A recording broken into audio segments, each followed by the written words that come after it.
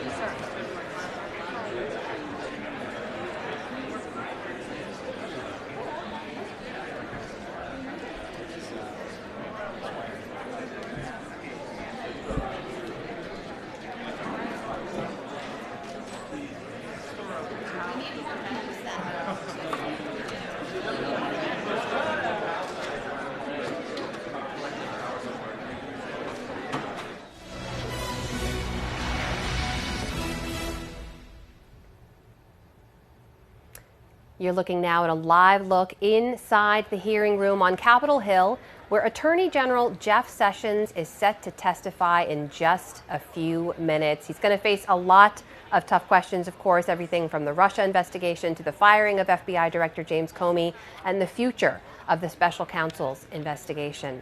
Good afternoon, everyone. I'm Amna Nawaz, live in New York. We're going to have that entire hearing for you with all the testimony, all the questions and answers right here. Again, that's starting in just a few minutes. Before we jump in, let's tell you a little bit about what you're going to expect in that hearing. Joining me in Washington, D.C. from our bureau, ABC's political director, Rick Klein. Rick, this is a big one. We've been waiting to hear from Attorney General Sessions. What kind of questions do we think he's going to face?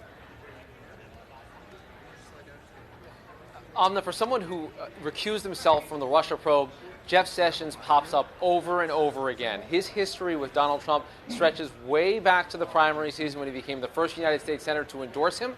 We now know that there were a series of contacts that he had with Russian officials during the campaign that he did not disclose the last time he appeared before Congress back in January when he was just nominated for this job. And then since then, the plot has only thickened. Big questions around his contacts with James Comey, the surroundings of his firings. He was a kind of bit player in the narrative that James Comey talked about just last week. And then the news overnight about the potential for President Trump to fire the special prosecutor, even though that isn't directly under the purview of the Attorney General because he's recused himself, certain to answer a whole series of questions about that. Jeff Sessions has become more and more important as this story has unwound itself. Let's bring in also our ABC News legal analyst in Los Angeles, Royal Oakes, keeping an eye on the hearing for us there. Royal, thanks so much for being with us. My pleasure. So let me ask you now on the timing of all of this. As we mentioned, there's been a lot of interest, a lot of questions for Attorney General Sessions for a while. Why is he testifying now? What is in his best interest about getting out his side of the story right now? I think from his standpoint, he just wants to look credible. He wants to look like he's not hiding anything. We heard at first he wanted this to be in closed session, but I think the Democrats pressured him and the White House into making it open. The Democrats, of course, are going to use this as kind of a highlights reel, James Comey's greatest hits. They're going to want to talk about the suggestion that Trump was a liar. They're going to want to get into the question of why didn't Sessions help Comey out when Comey went to him and said, you got to help me. I don't want to be alone with this guy any longer. And of course, critically, the Democrats are going to be going after Sessions in terms of his contacts with the Russians. Initially, he testified in January he didn't have any. Then he had to admit he had 2 meetings with the Russians. That led to his recusal, which of course led to the appointment of the special counsel. But now the Democrats are going to bear down on a possible April 2016 meeting between Russians and Sessions at the Mayflower Hotel in Washington, D.C. And if it's established that there was that third meeting, that could be lights out for Sessions. Ultimately, he just might have to resign his position. And Rick, let's talk a little bit about this timeline, because that is where a lot of these questions generate from. There was a problem. Early in his confirmation hearing, he was asked about contacts with the Russians. As Royal just mentioned, he said, I didn't have any. The Washington Post had to later report that there were 2 meetings. His office later confirmed. The idea here is that he hasn't exactly been straightforward when it comes to issues surrounding contact with Russian officials. Do we think we'll get to the bottom of that in today's hearing? Well, he's definitely going to explain himself, because the last time he appeared, as you mentioned, he didn't mention these meetings. They were documented after the fact, one with the Russian ambassador at that meeting at the Mayflower that Royal just mentioned, also at the Republican National Convention. Now, the complicating factor is that he was a United States Senator. As part of the course of business as a senator, he would meet with foreign dignitaries, ambassadors. That doesn't seem controversial. But he was asked about it in the capacity overall, and particularly in his capacity as a Trump campaign surrogate. And if you're looking at all of these various contexts, it sure does look suspicious why someone would, if you're the Russian ambassador, why would you be seeking out a pretty obscure backbench senator, even though a senior senator from Alabama? Everyone knew that Jeff Sessions was a very prominent Trump surrogate. And if the Russians were looking to make contacts with the potential Trump administration, they would be looking to someone like Jeff Sessions. It wasn't a big secret. The reason that Jeff Sessions was out at the convention was on Donald Trump's behalf. We remember him appearing at all those rallies. So those 2 hats kind of were shared by Jeff Sessions during this period. So I do think that's among the big questions for him to answer, is why he didn't mention this the last time he was here. You had some members of Congress, the Senate included, who say he should resign, that he perjured himself. I don't know that he's gone that far, but that's among the things he'll be asked about. Well, Roy, let's get your take on that. Rick raised the P word there that has been floated around the halls of Capitol Hill among some folks. Perjury. If he testified under oath that he didn't have contacts and later said, I forgot about those, or they were under my capacity working as a sitting senator. It's not just the meetings, though. It's also his disclosure on his security clearance form. He didn't list any of the meetings there. Are any of those legally potentially problematic for Mr. Sessions? Theoretically, there could be problems on the perjury front. As a practical matter, I don't think it's going to happen. Perjury is so difficult to prove. You have to demonstrate that somebody really intended to lie. And here, it's so easy to say, you know, I meet a lot of folks. I did get kind of confused as to who I met and when. The idea that these fellow senators would go after him, I would actually be surprised if the P word even gets raised. They're going to be tough on him, the Democrats today, but I doubt that they're going to go there. I think instead they're going to go to places like, gee, why is it after you recused yourself, you were still involved in the process of deciding whether or not Comey should be fired? That's an area that he's going to have some problems with. And just the overall issue of the special counsel, I think people are so intrigued by this possibility that is the president thinking about firing the special counsel? The fact of the matter is only the attorney general may fire the special counsel, and by the regulation, only if there's good cause for it. Now, Trump could order his deputy attorney general, who stepped in after the recusal of Sessions, to fire Muller, but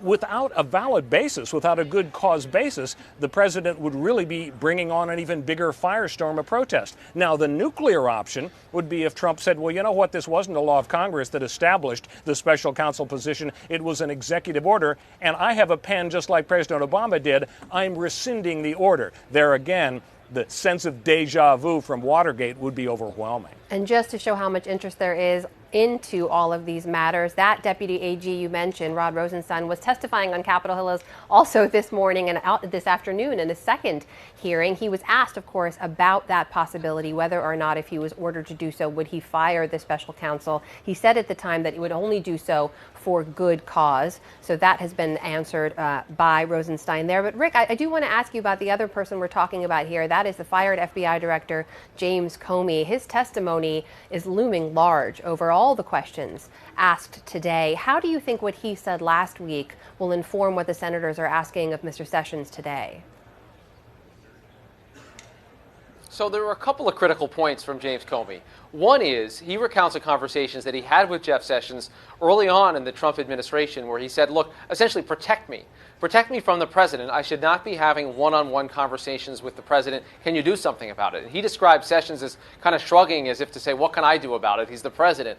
So Sessions' side of that conversation will be key. In addition to that, you have another episode where James Comey says that Jeff Sessions and others were trying to get in the room, and the room was cleared so that the president and James Comey could have a one-on-one conversation about the Russia probe. His recollection, Sessions' recollection of the particulars around that, and then the matter of the firing. James Comey says he takes the president at his word that Russia was the reason for his being fired. Of course, Jeff Sessions recused himself from the Russia investigation entirely. So what his role was in that and whether Russia came up in the conversations, we do expect, based on our reporting, that Jeff Sessions will decline to answer some questions about his private communications with President Trump. He may explicitly cite executive privilege in declining to answer that. He's been a lot more forthcoming about the conversations with Comey. He's already disputed what Comey has said happened in terms of the conversations and asking for help, asking for backup, basically reporting the contents of the conversations that Comey had with the president. But how far he goes in answering questions about what the president told him about Russia, what the president told him about James Comey,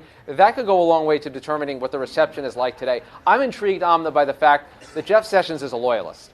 He is not someone who is broken publicly with the president. We know that he offered his resignation several weeks ago, but I think that's more in service of the president than in opposition. So this is a key piece of the chessboard to come into view, because you have Jeff Sessions, what he says is going to, if it stands in opposition to what James Comey says, it's pretty much what the president has to say himself. Otherwise, there's three stories to this he said. Things get complicated very fast. So I feel like this is the clearest indication under oath that we get yet of the president's version of events around the firing of Comey, the timeline of the Russia investigation.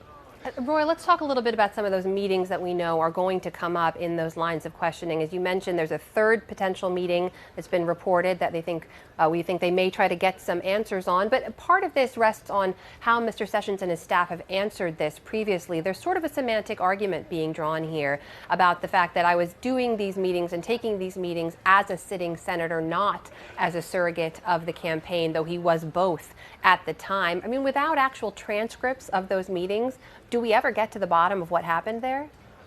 It's going to be almost impossible to do that, because it's not like you're going to be subpoenaing Russian ambassadors to come to testify in Washington, D.C. As you say, there probably aren't going to be any transcripts or any notes. So it really is going to be very difficult to reconstruct what was said. And Sessions may have a legitimate point that in the course of the year, being a senator, being a Trump surrogate, he had a lot of meetings with a lot of people. So I think it is going to be very difficult to try to reconstruct that. And ultimately, that really is the nuclear core of this dispute. Without some evidence that there was improper collusion between the Trump administration-to-be and the Russians, it's going to be hard to push this whole impeachment idea. Now, we do see, of course, Congressman Brad Sherman. He's the first one in Congress to draft articles of impeachment, and he sincerely believes that this amounts to obstruction of justice. For Trump to have said, in effect, to the FBI director, stand down on the Flynn investigation, Sherman sees that as an impeachable offense. We're probably going to see a lot of questions today to Sessions about how he sees the issue of obstruction of justice. We're also probably going to hear, well, do you know about any kind of taping system in the White House? He certainly will be asked about the Oval Office meeting where he was kicked out along with everybody else. And ultimately, I think he's going to be sticking to his story, as the Department of Justice has indicated, that in answer to the question of, what was I telling Comey about what to do about a one-on-one meeting, the answer, sir, is follow the rules, follow the protocol. So I think Sessions will probably say, I told Comey, if you feel uncomfortable talking to the president about an ongoing investigation, say, with all due respect, sir, I'm afraid I can't talk about that. Let's discuss some other topic. Rick, as you mentioned, there was a bit of a showdown that's already been set up between Mr. Comey after what he testified last week and the president. Only one of the version of events as presented can be true. So Jeff Sessions is going to have to pick a side. He's going to have to call, ostensibly, as you said, Mr. Comey a liar by saying none of those things happened or that's not the way that it actually transpired. That's a pretty striking thing for an attorney general to be saying about the former FBI director. It is, and 2 points on this. I mean, one is that he can plausibly say that he wasn't part of the private conversations between Director Comey and the president. So in terms of what was actually communicated in those meetings, whether that was the hope that you can see through it to end this, what the tone of that is, he may be able to just get out of that piece of it. What he can't get out of as easily, and I don't think he's likely to get out of, is what did Comey do about it? What was the appropriate response in the Attorney General's view about it? What was communicated directly to him as the superior officer, the person that outranked James Comey, at least on paper, and then secondarily, and I think just as importantly for Jeff Sessions, what his role was in the firing, because we know that he recused himself from the investigation. It does seem fishy to a whole bunch of lawmakers to have Jeff Sessions involved in the decision to remove him. It wasn't just Rod Rosenstein. Jeff Sessions also wrote that letter. And then for the president to come out and say that the Russia investigation was on his mind, was a reason for it. A whole bunch of senators just this morning were asking Rod Rosenstein and saying, that doesn't sound like a recusal to me. So again, people have been hopped up on this for weeks already. We have had for weeks calls for Jeff Sessions' resignation. His turn of the hot seat will be particularly heated for these reasons. And ultimately, you're right, he would be put in the position of siding with either the former FBI director or the President of the United States on some key details. But Rick, he's also served in various positions that could inform some of the questions he gets today. For example, he was the U.S. attorney under 3 different presidents, right? He knows what normal behavior is, what it is for a president to be in contact with people at that level. He's been a sitting senator since 1996. There's areas of his career that he could be asked about in terms of what is normal, what is not, what is appropriate, what is not. And that's part of the questioning that could come up today as well, isn't it? Well, he's got a lot of friends on the committee, for starters, as a former senator. That might stop some of the hostility or at least lessen it. He was pretty popular even among Democrats, even though he's a pretty fierce partisan and is identified that way. He had a lot of friends on both sides of the aisle. I am curious about his role as a U.S. attorney. We heard from Preet Bharara, the former fired U.S. attorney for the Southern District of New York, who said he got multiple phone calls from President Trump, a way that he never got phone calls from President Obama, whom he served previously. What was the normal course of business from Jeff Sessions' point of view? Did he get phone calls in his memory from presidents of the United States that he was serving under, starting with Ronald Reagan and George H.W. Bush and even Bill Clinton briefly? And we're seeing there Senator Marco Rubio taking his seat on the committee dais, and I believe the other senators will be joining him shortly. Of course, we'll bring you that entire hearing when it begins in its entirety right here, so stay with us. Royal, I'm curious, though, this is going to be a tough line of questioning for Mr. Sessions, as Rick mentioned, from some of his former colleagues as well. What is the best case scenario for someone like the Attorney General to walk out of the hearing room today? What's the goal for him?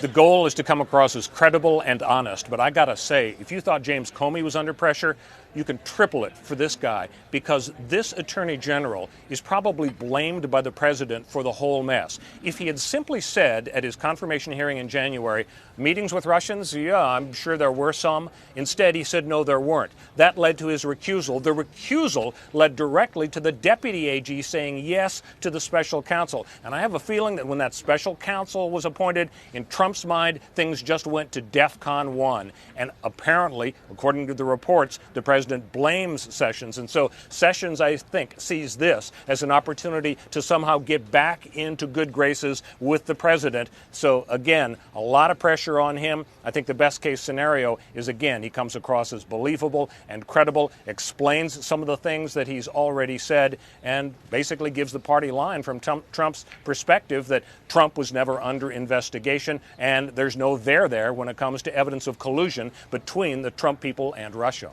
And Rick, I'll give you the flip side of that there. There is potential damage that could be done. There could open up other lines of inquiry for the investigation. As we know, Bob Muller, the special counsel, is deep into his investigation as well. What is the worst case scenario? What's the potential damage that could be done by anything Attorney General Sessions has to say today?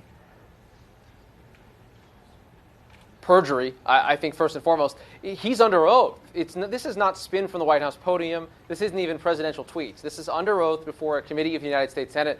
Jeff Sessions knows better than anyone that you got to tell the truth. And he's going to be sworn in just like James Comey was. And again, it's very likely that one of the two men is not telling the truth. So that is one thing that Jeff Sessions has to scrupulously avoid. And to Royal's point, he still has a job. It's not like he's fired and fighting for reputation. He has an actual job as the chief law enforcement officer of the United States. That's quite a thing to play defense around. And Royal, there are some legal tentacles to be chased down on this too. As you mentioned during Mr. Comey's testimony, he talked about how he shared some of his notes and memos with people outside of the agency after he'd been fired. Do we know anything about whether Mr. Sessions has notes or whether he has the same view on whether or not Mr. Comey was leaking when he shared that information?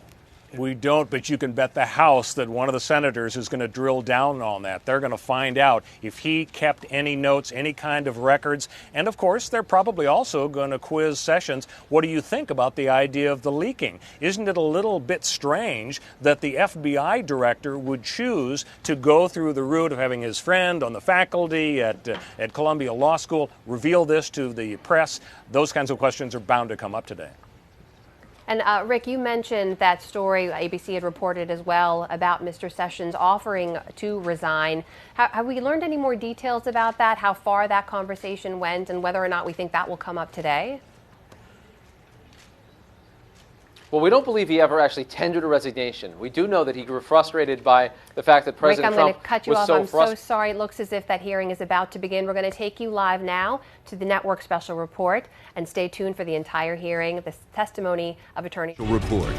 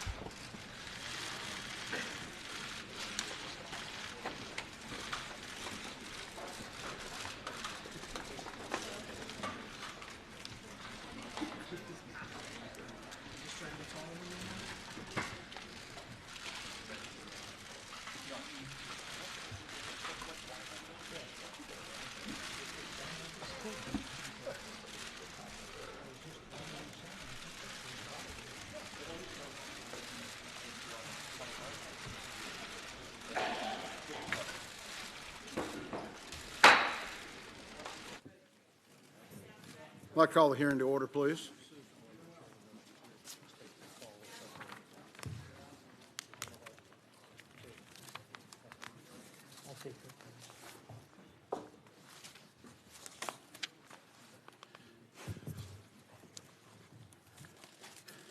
Attorney General Sessions, appreciate your willingness to appear before the committee today. I thank you for your years of dedicated service as a member of this body and your recent leadership at the Department of Justice. As I mentioned when Director Comey appeared before us last week, this committee's role is to be the eyes and ears for the other 85 members of the United States Senate and for the American people, ensuring that the intelligence community is operating lawfully and has the necessary tools to keep America safe. The community is a large and diverse place. We recognize the gravity of our investigation into Russia's interference in the 2016 U.S. elections, but I remind our constituents that while we investigate Russia, we are scrutinizing CIA's budget. While we're investigating Russia, we are still scrutinizing CIA's budget, NSA's 702 program, our nation's satellite program, and the entire IC effort to recruit and retain the best talent we can find in the world. More often than not, the committee conducts its work behind closed doors, a necessary step to ensure that our most sensitive sources and methods are protected. The sanctity of these sources and methods are at the heart of the intelligence community's ability to keep us safe and to keep our allies safe from those who seek to harm us. I've said repeatedly that I do not believe any committee that the committee does should be done in public. But I also recognize the gravity of the committee's current investigation and the need for the American people to be presented the facts so that they might make their own judgments.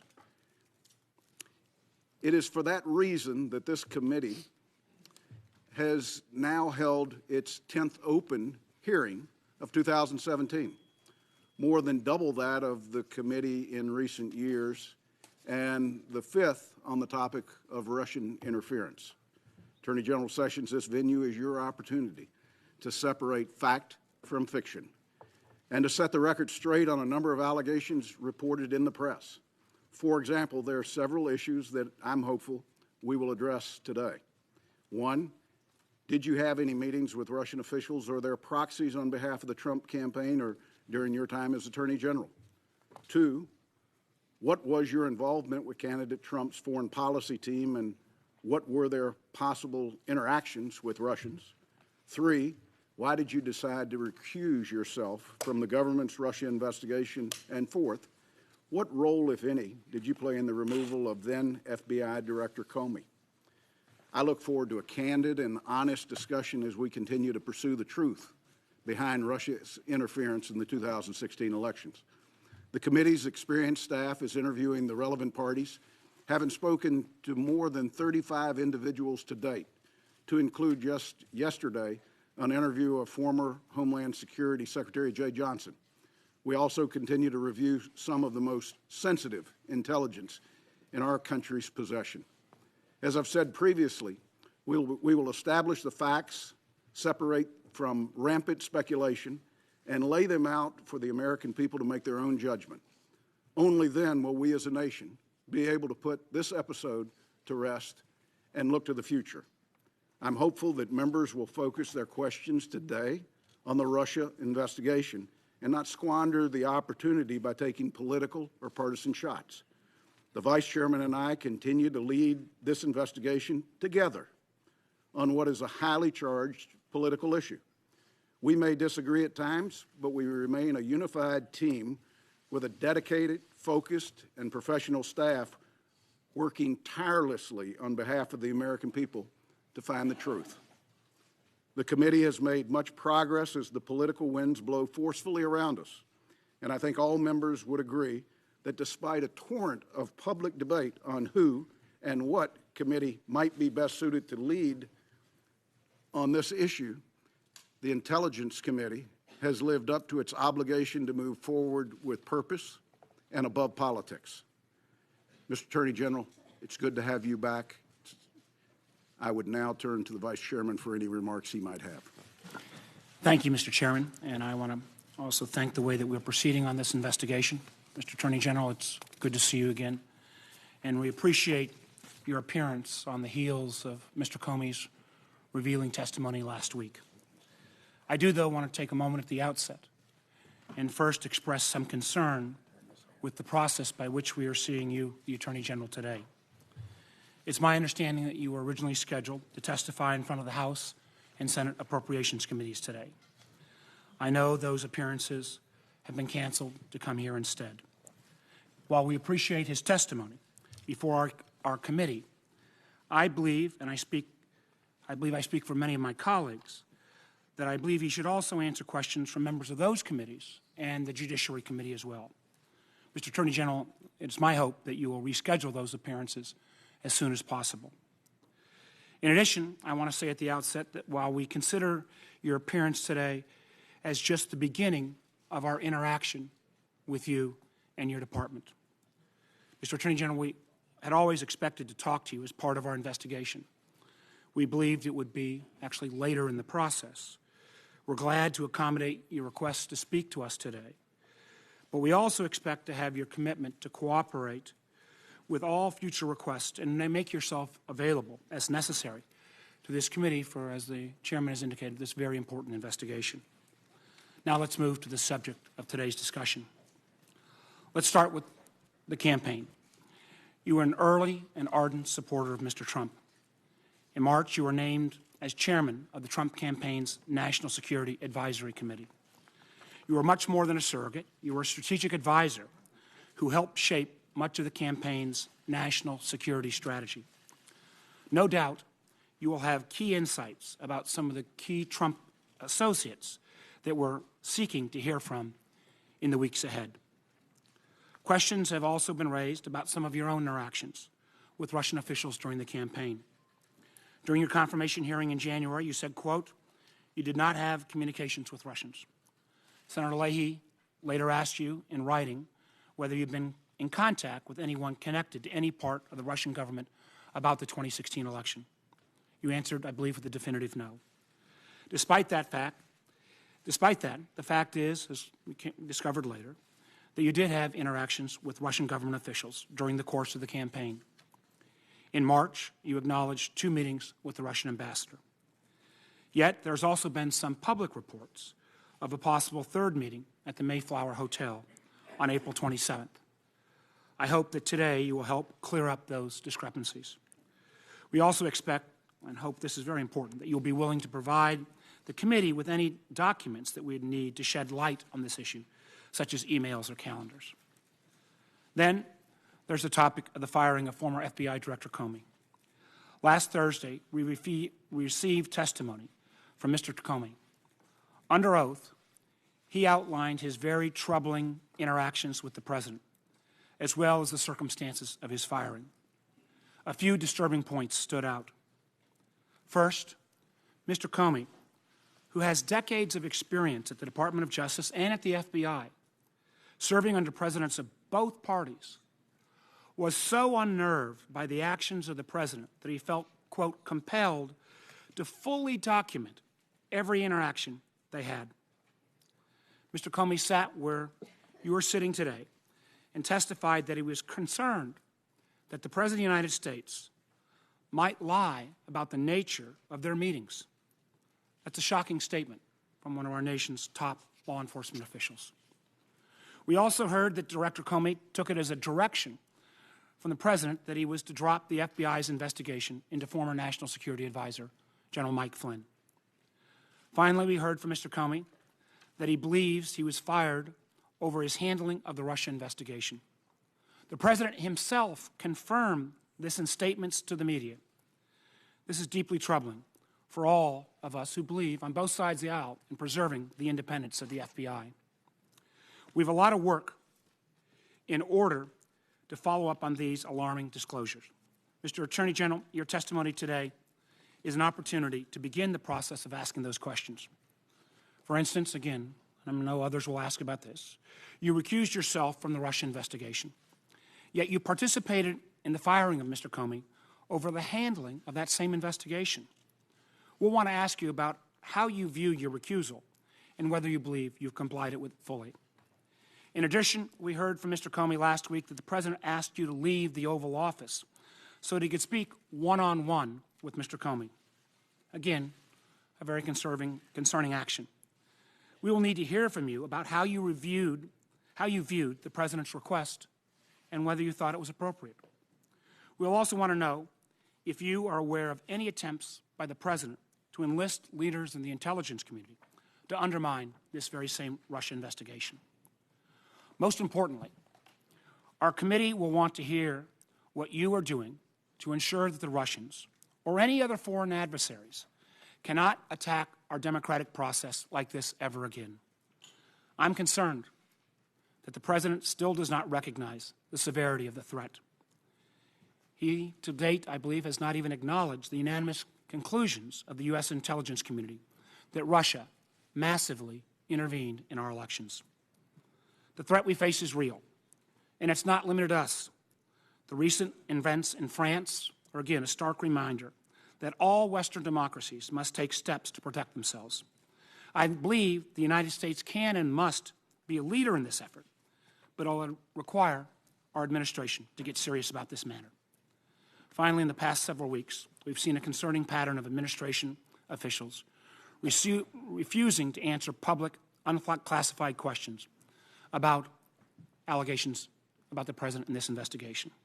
We had a hearing with this subject last week. I want to commend the chairman, who at the end of that hearing made very clear that our witnesses, it was not acceptable for our witnesses to come before Congress without answers. The American people deserve to know what's going on here. Thank you, Mr. Chairman. I look forward to the witnesses' testimony. Thank you, Vice Chairman. Attorney General Sessions, if you would stand, I will administer the oath to you. Raise your right hand, if you would, please. Do you solemnly swear to tell the truth and the whole truth and nothing but the truth, so help you God? I do. Please be seated. Thank you, Attorney General Sessions. The floor is yours. Thank you very much, Chairman Burr and Ranking Member Warner, for allowing me to publicly appear before your committee today. I appreciate the committee's critically important efforts to investigate Russian interference with our democratic processes. Such interference can never be tolerated, and I encourage every effort to get to the bottom of any such allegations. As you know, the Deputy Attorney General has appointed a special counsel to investigate the matters related to the Russian interference in the 2016 election. I'm here today to address several issues that have been specifically raised before this committee. And I appreciate the opportunity to respond to questions as fully as the Lord enables me to do so.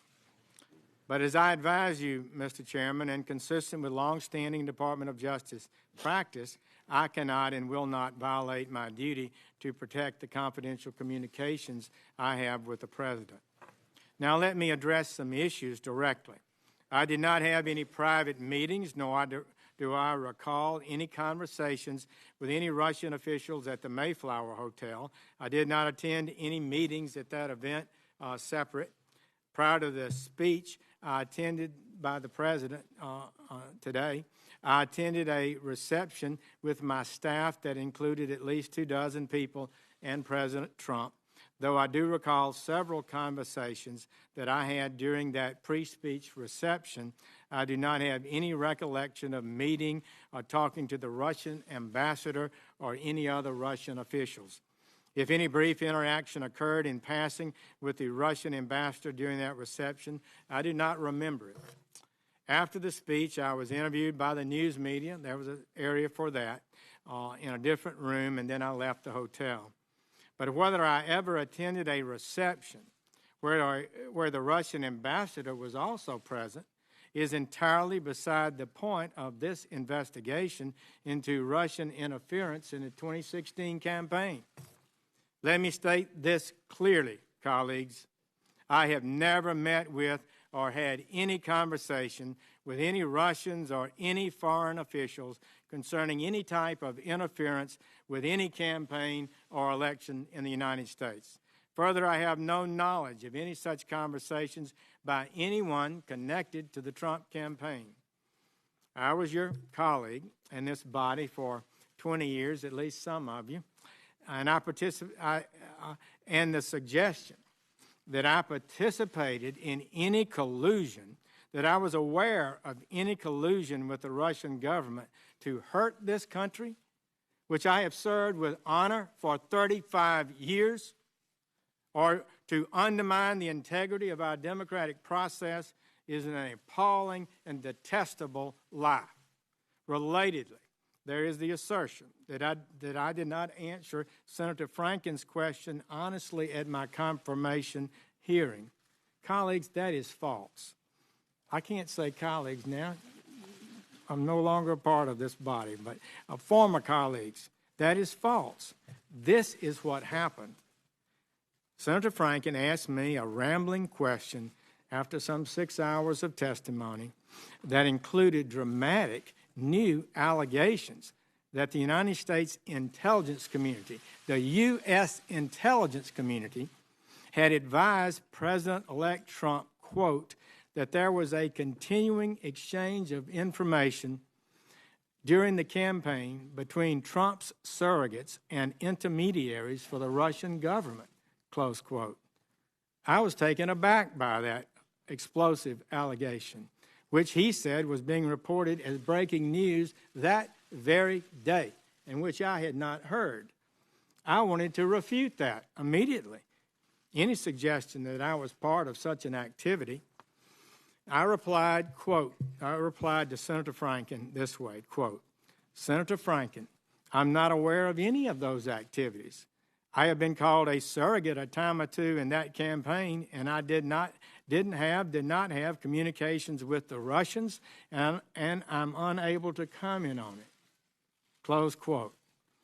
That was the context in which I was asked the question, and in that context, my answer was a fair and correct response to the charge as I understood it.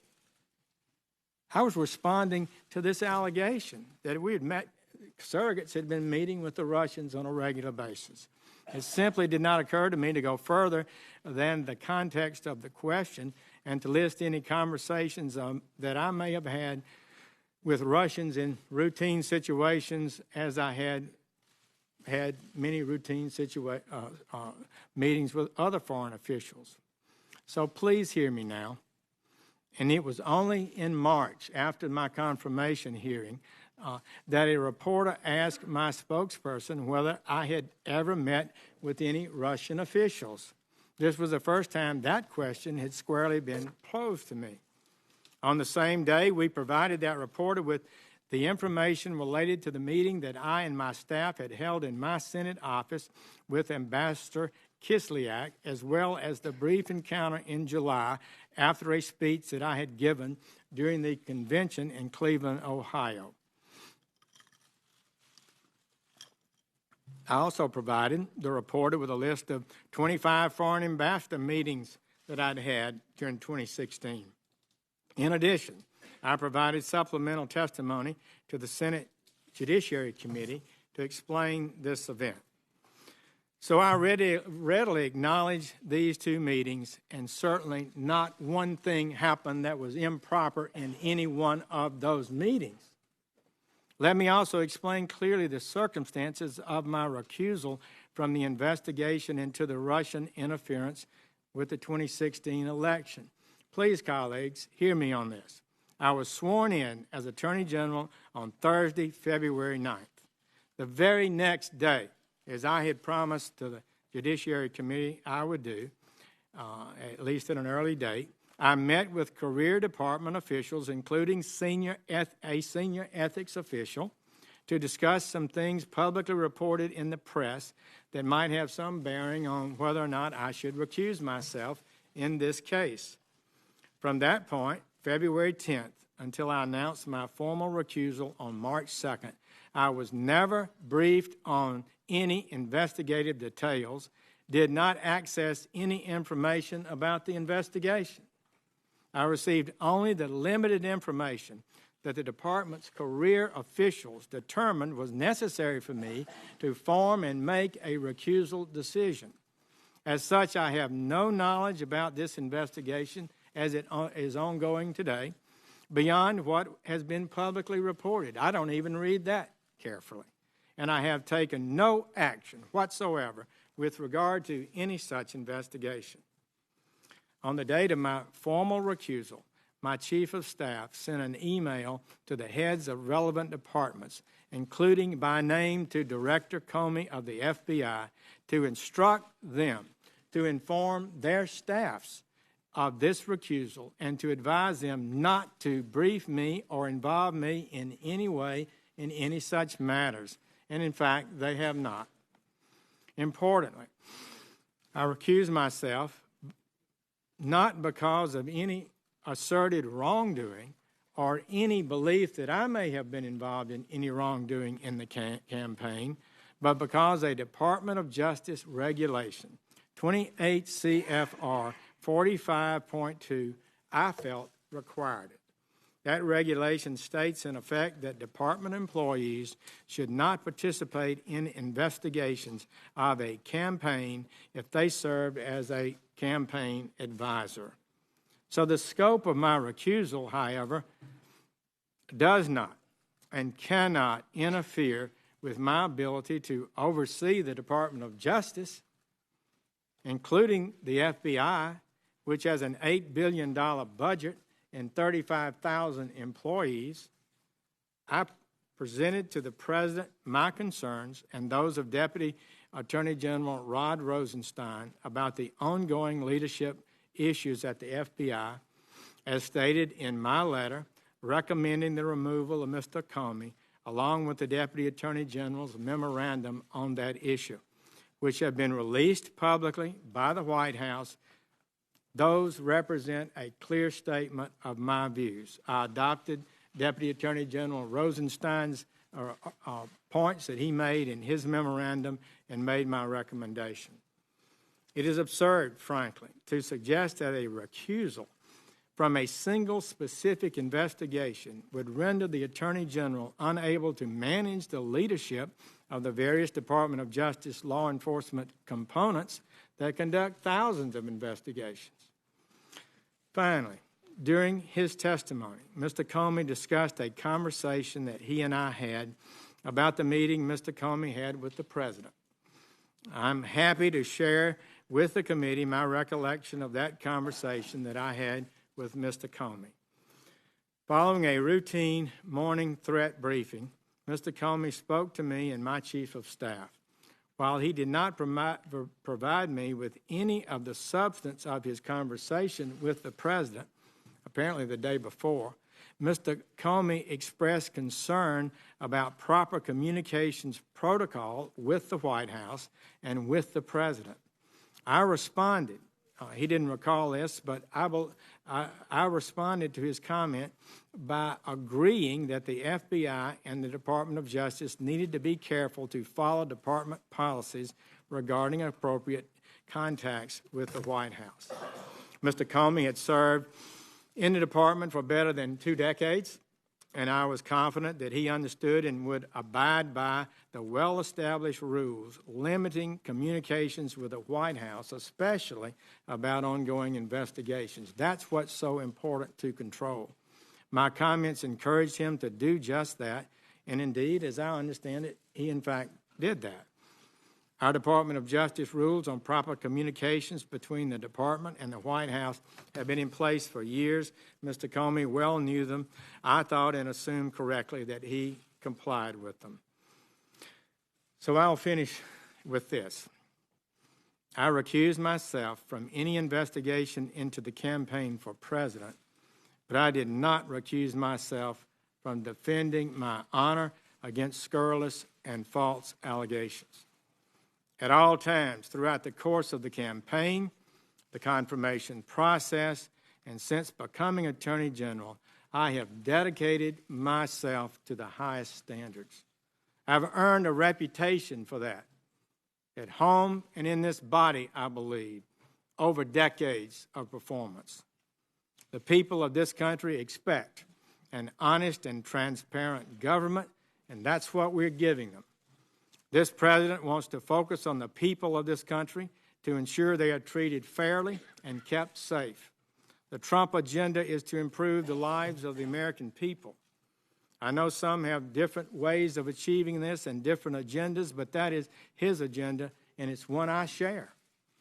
Importantly, as Attorney General, I have a responsibility to enforce the laws of this nation, to protect this country from its enemies, and to ensure the fair administration of justice. And I intend to work every day with our fine team and the superb professionals in the Department of Justice to advance the important work we have to do. These false attacks, the innuendos, the leaks, you can be sure will not intimidate me. In fact, these events have only strengthened my resolve to fulfill my duty to reduce crime, to support our federal, state, and local law enforcement officers who work on our streets every day. Just last week, it was reported that overdose deaths in this country are rising faster than ever recorded. Last year was 52,000. The New York Times just estimated next year will be 62,000 overdose deaths. The murder rate is up over 10%, the largest increase since 1968. Together, we are telling the gangs, the cartels, the fraudsters, and the terrorists, we are coming after you, every one of our citizens, no matter who they are or where they live, has the right to be safe in their homes and communities. And I will not be deterred. I will not allow this great department to be deterred from its vital mission. Thank you, Mr. Chairman, Ranking Member Warner. I have a great honor to appear before you today, and I will do my best to answer your questions. General Sessions, thank you. Thank you for that testimony. I'd like to note for members, the chair and the vice chairman will be recognized for 10 minutes. Members will be recognized for 5 minutes. And I'd like to remind our members that we are in open session. No references to classified or committee-sensitive materials should be used relative to your questions. With that, I recognize myself at this time for 10 minutes. General Sessions, you talked about the Mayflower Hotel where the president gave his first foreign policy speech, and it's been covered in the press that the president was there, you were there, others were there. From your testimony, you said you don't remember whether Ambassador Kislyak was there, the Russian ambassador. Is that correct?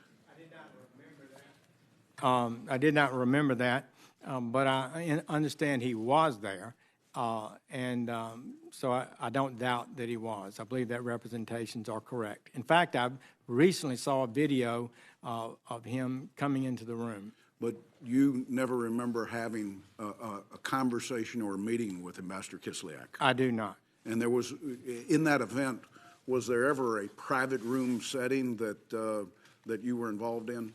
No. With any? Other than the reception area that was shut off from, I guess, the main crowd of a couple of dozen, 2 to 3 dozen people. I would take for granted at an event like this, the president shook some hands. Yes, he came in and shook hands in the group. Okay. You mentioned that there were some staff that were with you at that event.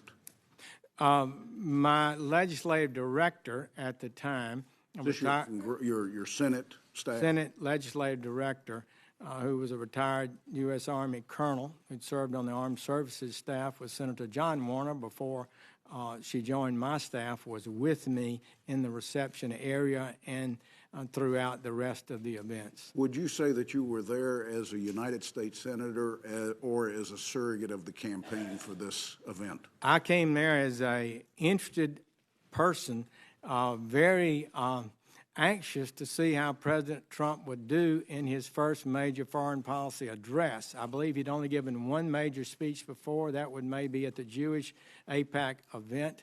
And so it was an interesting time to for me to observe his delivery and the message he would make. That was my main purpose of being there. Now, you reported 2 other meetings with Ambassador Kislyak, one in July on the sidelines of the Republican convention, I believe, and one in September in your Senate office. Have you had any other interactions with government officials over the year in a campaign capacity? I'm not asking you from a standpoint of your Senate life, but in the campaign capacity. No, Mr. Chairman. I've racked my brain to make sure I could answer any of those questions correctly, and I did not. I would just offer for you that when asked about whether I had had any meetings with Russians by the reporter in March, we immediately recalled the conversation, the encounter I had at the convention and the meeting in my office, and made that public.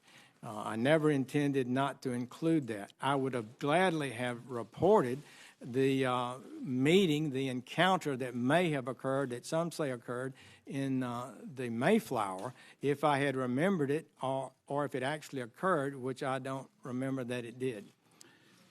General Sessions, on March 2nd, 2017, you formally recused yourself from any involvement in the Russian investigation being conducted by the FBI and the Department of Justice. What are the specific reasons that you chose to recuse yourself? Well, the specific reason, Mr. Chairman, is a CFR, a Congressional Code of Federal Regulations, put out by the Department of Justice, part of the Department of Justice rules, and it says this. I'll read from it. 28 CFR 45.2. Unless authorized, no employee shall participate in a criminal investigation or prosecution if he has a personal or political relationship with any person involved in the conduct of an investigation. It goes on to say for political, in a political campaign, and it says if you have a close identification with an elected official or candidate arising from service as a principal advisor, you should not participate in an investigation of that campaign. So many have suggested that my recusal is because I felt I was a subject of the investigation myself, that I may have done something wrong, but this is the reason I recused myself. I felt I was required to under the rules of the Department of Justice, and as a leader of the Department of Justice, I should comply with the rules, obviously. So did your legal counsel basically know from day one you would have to recuse yourself of this investigation because of the current statute? Well, I do have a timeline of what occurred. I was sworn in on the 9th, I believe, of February. I then, on the 10th, had my first meeting to generally discuss this issue where the CFR was not discussed. We had several other meetings, and it became clear to me over time that I qualified as a significant principal advisor type person to the campaign, and it was the appropriate and right thing for me to recuse myself. This could explain Director Comey's comments that he knew that there was a likelihood you would recuse yourself because he was probably familiar with the same statute. Well, I think probably so. I'm sure that the attorneys in the Department of Justice probably communicated with him. Because, Mr. Chairman, let me say this to you clearly. In effect, as a matter of fact, I recused myself that day.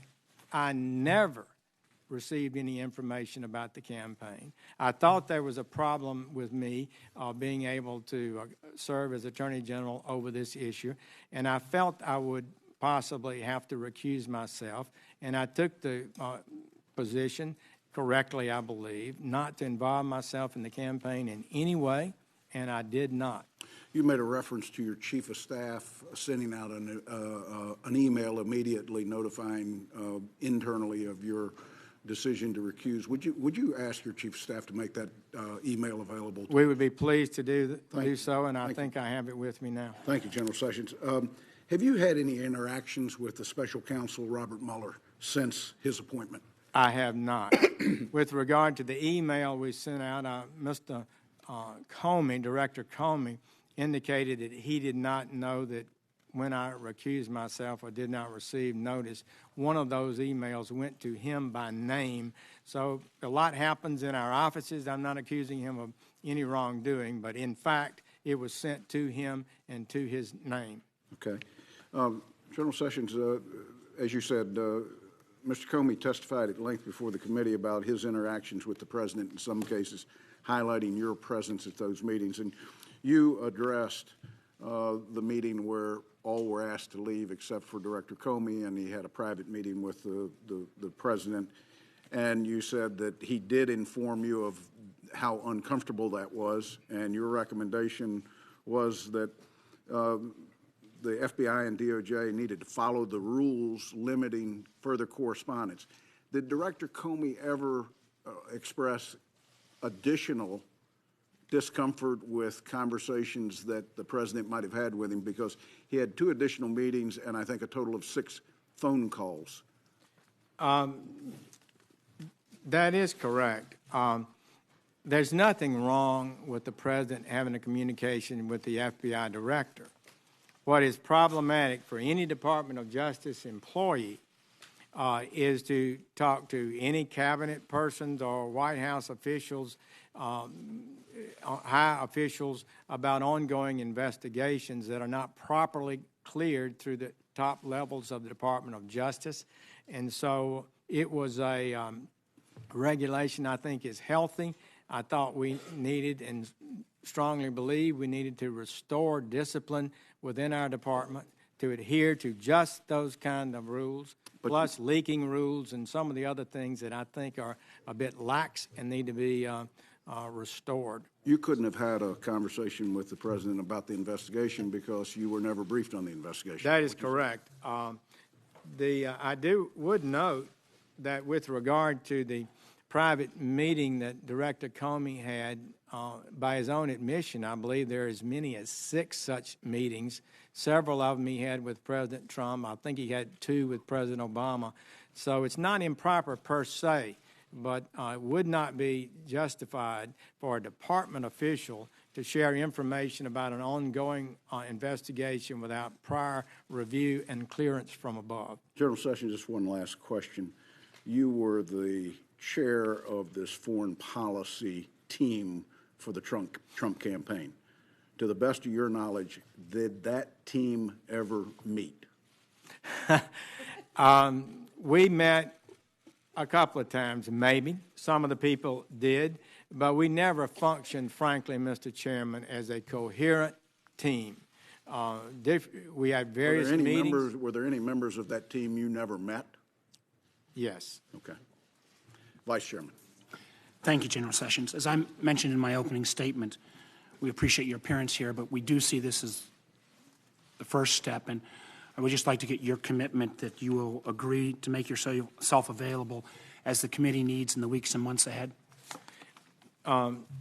Senator Warner, I will commit to appear before this committee and other committees as appropriate.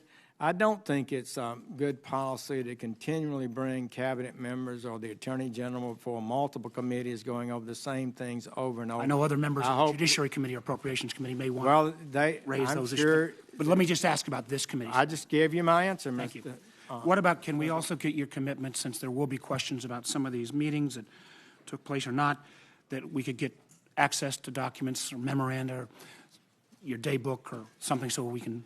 Mr. Chairman, we will be glad to provide appropriate responses to your questions and review them carefully and try to be responsive. Yesterday, a friend of the president was reported to suggesting that President Trump was considering removing Director Mueller as special counsel. Do you have confidence in Director Mueller's ability to conduct his investigation fairly and impartially? Well, first, I don't know about these reports and have no basis to But I'm asking you, ascertain sir, their I'm asking, do you- validity. I have known Mr. Muller over the years. He served 12 years as FBI director. I knew him before that, and I have confidence in Mr. Muller. So you have confidence he can do his But I'm not job? going to discuss any hypotheticals or what might be a factual situation in the future that I'm not aware of today, because I know nothing about the investigation. Do you believe? Fully recused I've got a myself series from of questions, sir. Do you believe the president has confidence in Director Mueller? I have no idea. I've not talked to him about it. Now, will you commit to this committee not to take any personal actions that might result in Director Mueller's firing or dismissal? Well, I think I probably could say that with confidence because since I'm recused you've from the recused. investigation. In fact, the way it works, Senator Warner, is that the acting Attorney General I'm for this aware investigation process, but I just wanted to get you on the record that is you would not, Deputy Attorney General Rod Rosenstein. with your recusal, you would not take any actions to try to have Special Investigator Mueller removed. I wouldn't think that would be appropriate for me to do. Yes, sir, I agree. To your knowledge, have any Department of Justice officials been involved with conversations about any possibility of presidential pardons about any of the individuals involved with the Russia investigation? Mr. Chairman, I'm not able to comment on conversations with high officials within the White House. That would be a violation of the communications rule that I have to adhere. Is that, just so I can understand, is the basis of that unwillingness to answer based on executive privilege, or what? It's a longstanding policy of the Department of Justice not to comment on conversations that the Attorney General has had with the President of the United States for confidential reasons that really are founded in the co-equal branch powers in the Constitution of the United States. But just so I'm understanding, does that mean, are you claiming executive privilege here today, sir? I'm not claiming executive privilege because that's the President's power, and I have no power to claim executive privilege. What about conversations with other Department of Justice or other White House officials about potential pardons? Not the President, sir. Mr. Chairman, without in any way suggesting that I have had any conversations concerning pardons, totally apart from that, there are privileges of communication within the Department of Justice that we share, all of us do. We have a right to have full and robust debate within the Department of Justice. We encourage people to speak up and argue cases on different sides, and those arguments are not I would be hope, revealed. Historically, we've seen that they shouldn't be revealed. I would hope that you would agree that, since you've recused yourself from this investigation, that if the President or others would pardon someone during the midst of this investigation, while our investigation or Director Mueller's investigation, that would be, I would think, problematic. Let me. One of the comments you made in your testimony was that you'd reached this conclusion about the performance of then Director Comey's ability to lead the FBI, that you agreed with Deputy Attorney General Rosenstein's memo, the fact that you'd worked with Director Comey for some time. Did you ever have a conversation as a superior of Director Comey with his failure to perform, or some of these accusations that he wasn't running the FBI in a good way, or that somehow the FBI is in turmoil? Did you have any conversations with Director Comey about those subjects? I did not. So you were his superior, and there were some fairly harsh things said about Director Comey. You never thought it was appropriate to raise those concerns before he was actually terminated by the President? I did not do so. A memorandum was prepared by the Deputy Attorney General who evaluated his performance, noted some serious problems with it. And you agreed with those conclusions? I agreed with those. In fact, Senator Warner, we had talked about it even before I was confirmed and before he was confirmed. It's something that we both agreed to, that a fresh start at the FBI was probably the best thing. It just, again, seems a little, I could understand that if you talked about that before you came on, you had a chance for a fresh start, there was no fresh start, suddenly we're in the midst of the investigation, and with timing that seems a little peculiar, that what kind of, at least to me, was out of the blue, the president fires the FBI director, and if there are all these problems of disarray and a lack of esprit de corps at the FBI, all things that the acting director of the FBI denied is the case, I would have thought that somebody would have had that kind of conversation with Director Comey. He was at least been owed that. Let's go to the April 27th meeting. Has been brought up, I think the chairman brought it up. By the time April 27th came around, you'd already been named as the chair of then candidate Trump's National Security Advisory. So showing up that meeting would be appropriate, not only That as was a the concern, Mayflower Hotel. Right, yes, sir. Yes, sir. And my understanding was that the president's son-in-law, Jared Kushner, was at that meeting as well? I believe he was, yes. You don't recollect whether Mr. Kushner had any conversations with Ambassador Kislyak at that session? I do not. Okay. And to the best of your memory, you had no conversation with Ambassador Kislyak at that meeting? I don't recall it, Senator Warner. It would have been, certainly I can assure you, nothing improper if I'd had a conversation with him, and it's conceivable that occurred. I just don't remember it. But there was nothing in your notes or memory so that when you had a chance, and you did, and I appreciate, correct the record about the other two sessions in response to Senator Franken and Senator Leahy, this one didn't pop into your memory that maybe in the overabundance of caution that you ought to report that this session as well? Well, I guess I could say that I possibly had a meeting, but I still do not recall it, and I did not in any way fail to record something in my testimony or in my subsequent letter intentionally false.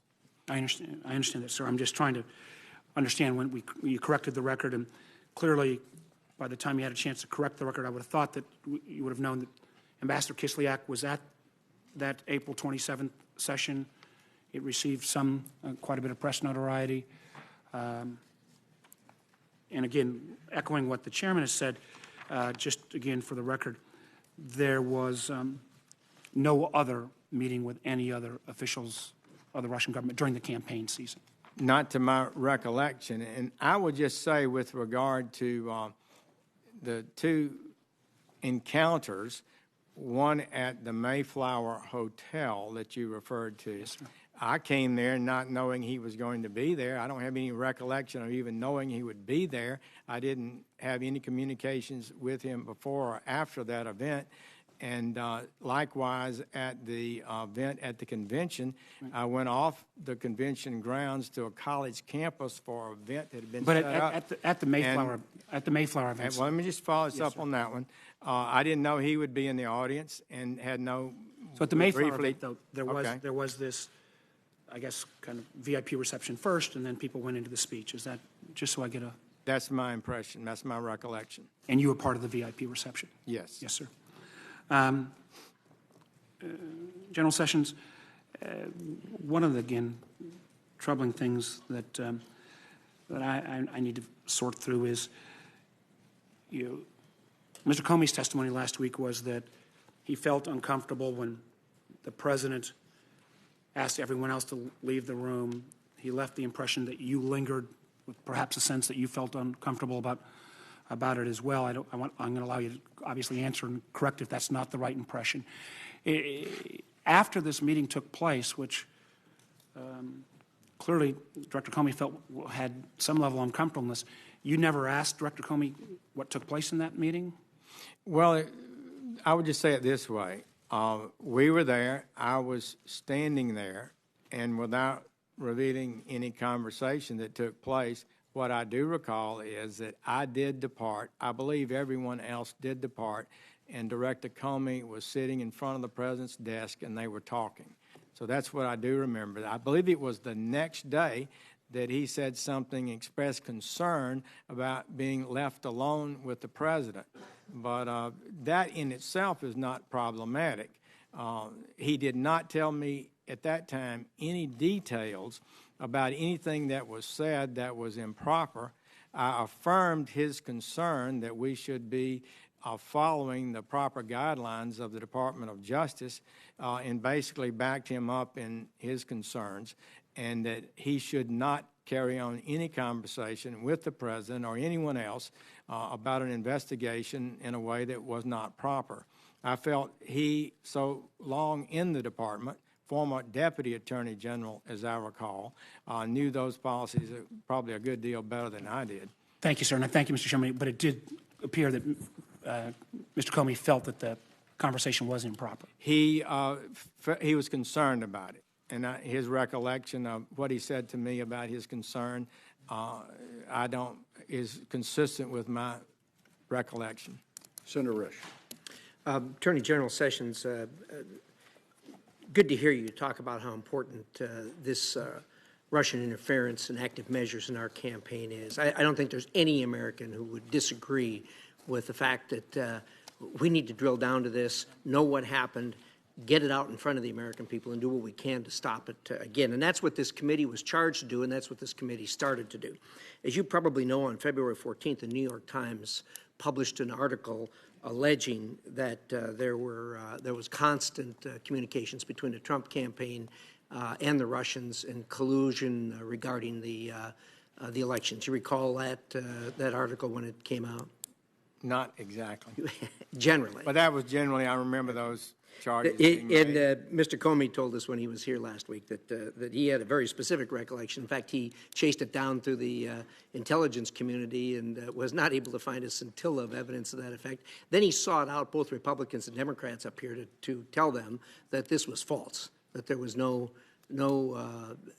such facts anywhere that corroborated what the New York Times had reported. Nonetheless, after that, this committee took that on as one of the things, and we've spent really substantially more time on that than we have on the Russian active measures. We've been through thousands of pages of information, interviewed witnesses, and everything else. We're really no different than where we were when this whole thing started. But and there's been no reports that I know of any factual information in that regard. Are you aware of any such information of collusion? Is that arose from the dossier, so-called dossier, Senator Risch? Is that what you're referring to? Well, we're anywhere. I believe that's the report that Senator Franken hit me with when I was testifying, and it, I think, has been pretty substantially discredited, but you would know more than I.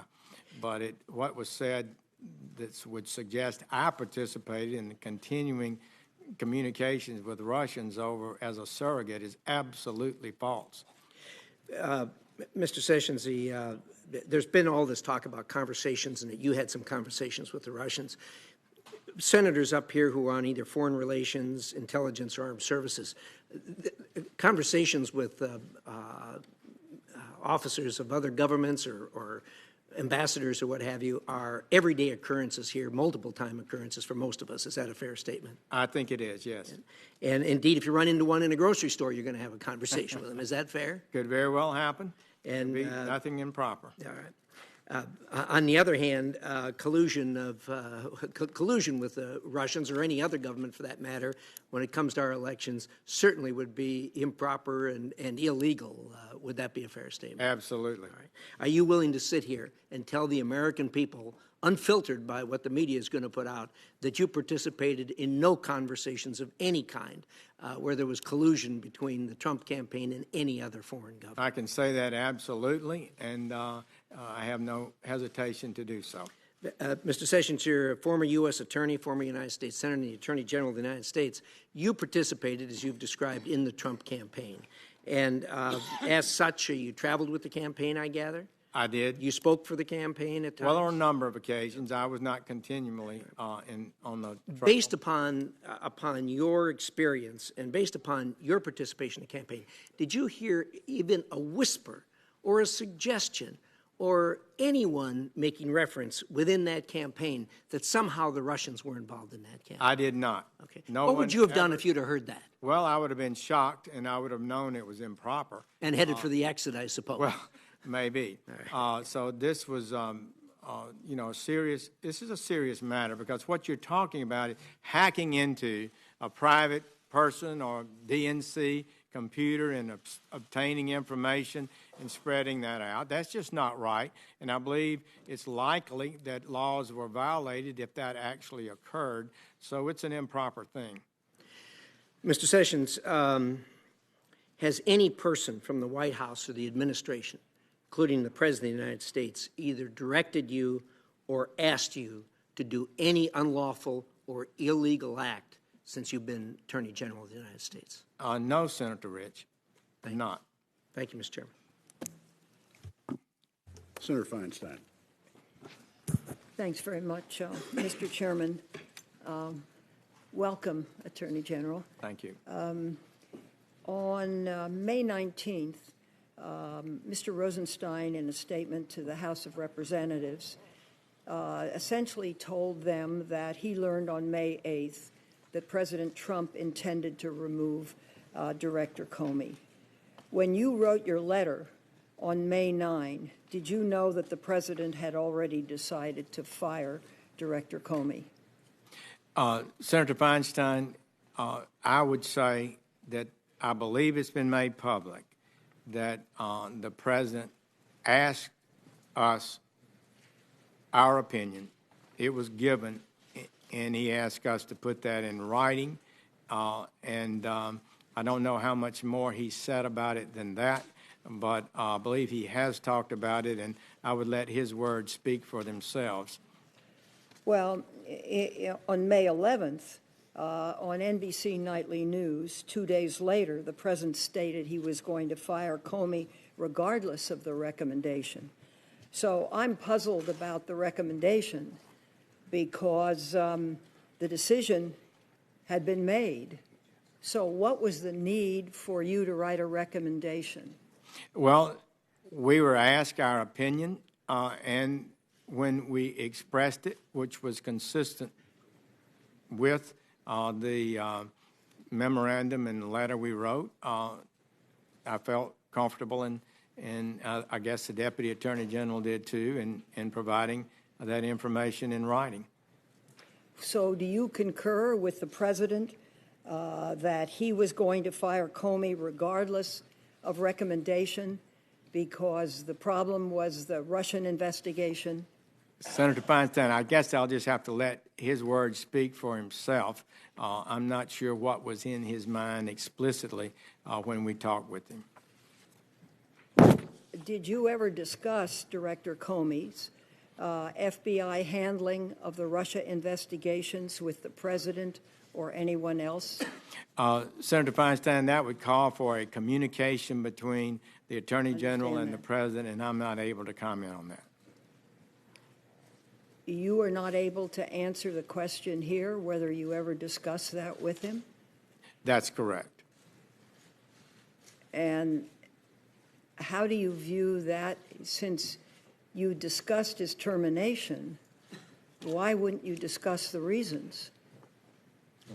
Well, those were put in writing and sent to the President, and he made those public, so he made that public. So you'd had no verbal conversation with him about the firing of Mr. Comey? I'm not able to discuss with you or confirm or deny the nature of private conversations that I may have had with the President on this subject or others.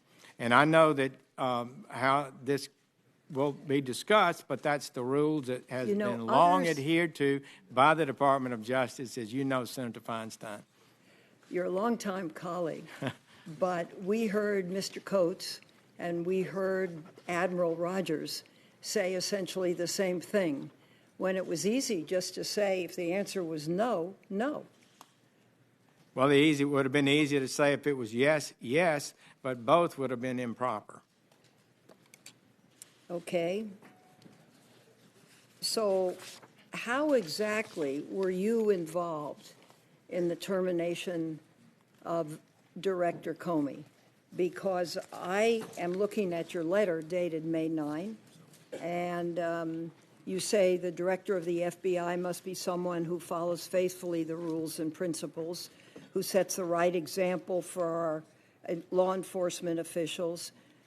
Therefore, I must recommend that you remove Director Comey and identify an experienced and qualified individual to lead the great men and women of the FBI. Do you really believe that this had to do with Director Comey's performance with the men and women of the FBI? There was a clear view of mine and of Deputy Attorney General Rosenstein as he set out at some length in his memoranda, which I adopted and sent forward to the President, that we had problems there, and it was my best judgment that a fresh start at the FBI was the appropriate thing to do. And when I said that to the President, it's something I had adhered to. Deputy Rosenstein's letter dealt with a number of things. When Mr. Comey declined the Clinton prosecution, that was really a usurpation of the authority of the federal prosecutors in the Department of Justice. It was a stunning development. The FBI is the investigative team. They don't decide prosecution policies. And so that was a thunderous thing. He also commented at some length on the declination of the Clinton prosecution, which you should not normally, and you shouldn't do. Policies have been historic. If you decline, and you don't talk about it. There were other things that had happened that indicated to me a lack of discipline, and it caused controversy on both sides of the aisle. And I had come to the conclusion that a fresh start was appropriate and did not mind putting that in writing. My time is up. Thank you very much. Senator Rubio. Thank you. Thank you for being here, Attorney General. I want to go back to February 14th and kind of close the loop on the details. Director Comey was here, provided great detail about that day. So what I've heard so far is there was a meeting in the Oval Office on the 14th. You recall being there along with him. At some point, the meeting concluded. The President, everyone got up to leave. The President asked Director Comey to stay behind, correct? Well, that's a communication in the White House that I would not comment on. All right. I do indicate. You remember seeing him stay behind? Yes. Okay. And his testimony was that you lingered. And his view of it was you lingered because you knew that you needed to stay. That was his characterization. Do you remember lingering? Do you remember feeling like you needed to stay? I do recall being one of the last ones to leave. Did you decide to be one of the last ones to leave? I don't know how that occurred. We had finished I think a counterterrorism briefing. There, a number of people were there, and people were filtering out. And I eventually left, and I do recall that I think I was the last or one of the last two or three to leave. Would it be fair to say that you felt like perhaps you needed to stay because it involved the FBI director? Well, I don't know how I would characterize that, Senator Rubio. I left. It didn't seem to me to be a major problem. I knew that Director Comey, long-time experience in the Department of Justice, could handle himself well. So you saw him after that. He characterized it as he went up to you and said, never leave me alone with the President again. It's not appropriate. And he said, this is his characterization, you just kind of shrugged as if to say, what am I supposed to do about it? Well, I think I described it more completely, correctly. He raised that issue with me, I believe, the next day. I think that was correct. And he expressed concern to me about that private conversation. And I agreed with him, essentially, that there are rules on private conversations with the President. But there's not a prohibition on a private discussion with the President, as I believe he's acknowledged 6 or more himself with President Obama and President Trump. So I didn't feel like that's the first, and he gave me no detail about what it was that he was concerned about. So I didn't say I wouldn't be able to respond if he called me. He certainly knew that with regard that he could call his direct supervisor, which in the Department of Justice, the direct supervisor to the FBI is the Deputy Attorney General. He could have complained to the deputy or to me at any time if he felt pressured, but I had no doubt that he would not yield to any pressure. Do you know if the President records conversations in the Oval Office or anywhere in the White House? I do not. Let me ask you this. If, in fact, any president was to record conversations in their official duties in the White House or the like, would there be an obligation to preserve those records? I I don't know, Senator Rubio. Probably so. I want to go to the campaign for a moment. As I'm sure you're aware, as it's been widely reported, Russian intelligence agencies often pose not simply as an official, but in covers as businessmen, a journalist, and the like. At any point during the campaign, did you have an interaction with anyone who, in hindsight, you look back and say, they were trying to influence me or gain insight, that in hindsight you look at and wonder? I don't believe in my conversations with the 3 times. Not just in general. Nah. Well, I met a lot of people, a lot of foreign officials who wanted to argue their case for their country and to point out things that they thought were important for their countries. But yes, never. That's a normal thing, I guess, we talk about. Right, but as far as someone who's not an official from another country, just a businessman or anyone walking down the street who kind of struck you as someone that was trying to find out what you were up to or what the campaign was up to, you never remember any sort of interaction that in hindsight appears suspicious? Well, I'd have to rack my brain, but I don't recall it now. My last question. You were on the foreign policy team. The Republican platform was changed to not provide defensive weapons to Ukraine. Were you involved in that decision? Do you know how that change was made or who was involved in making that change? I was not active in the platform committee, did not participate in that, and don't think I had any direct involvement. Do you know who did, or do you have no recollection of a debate about that issue internally in the campaign? I never watched the debate. If it occurred on the platform committee, I think it did. So I don't recall that, Senator Rubio. I'd have to think about that. Senator Wyden. Thank you very much, Mr. Chairman. Mr. Chairman, I want to thank you for holding this hearing in the open, in full view of the American people where it belongs. I believe the American people have had it with stonewalling. Americans don't want to hear that answers to relevant questions are privileged and off limits, or that they can't be provided in public, or that it would be, quote, inappropriate for witnesses to tell us what they know. We are talking about an attack on our democratic institutions, and stonewalling of any kind is unacceptable.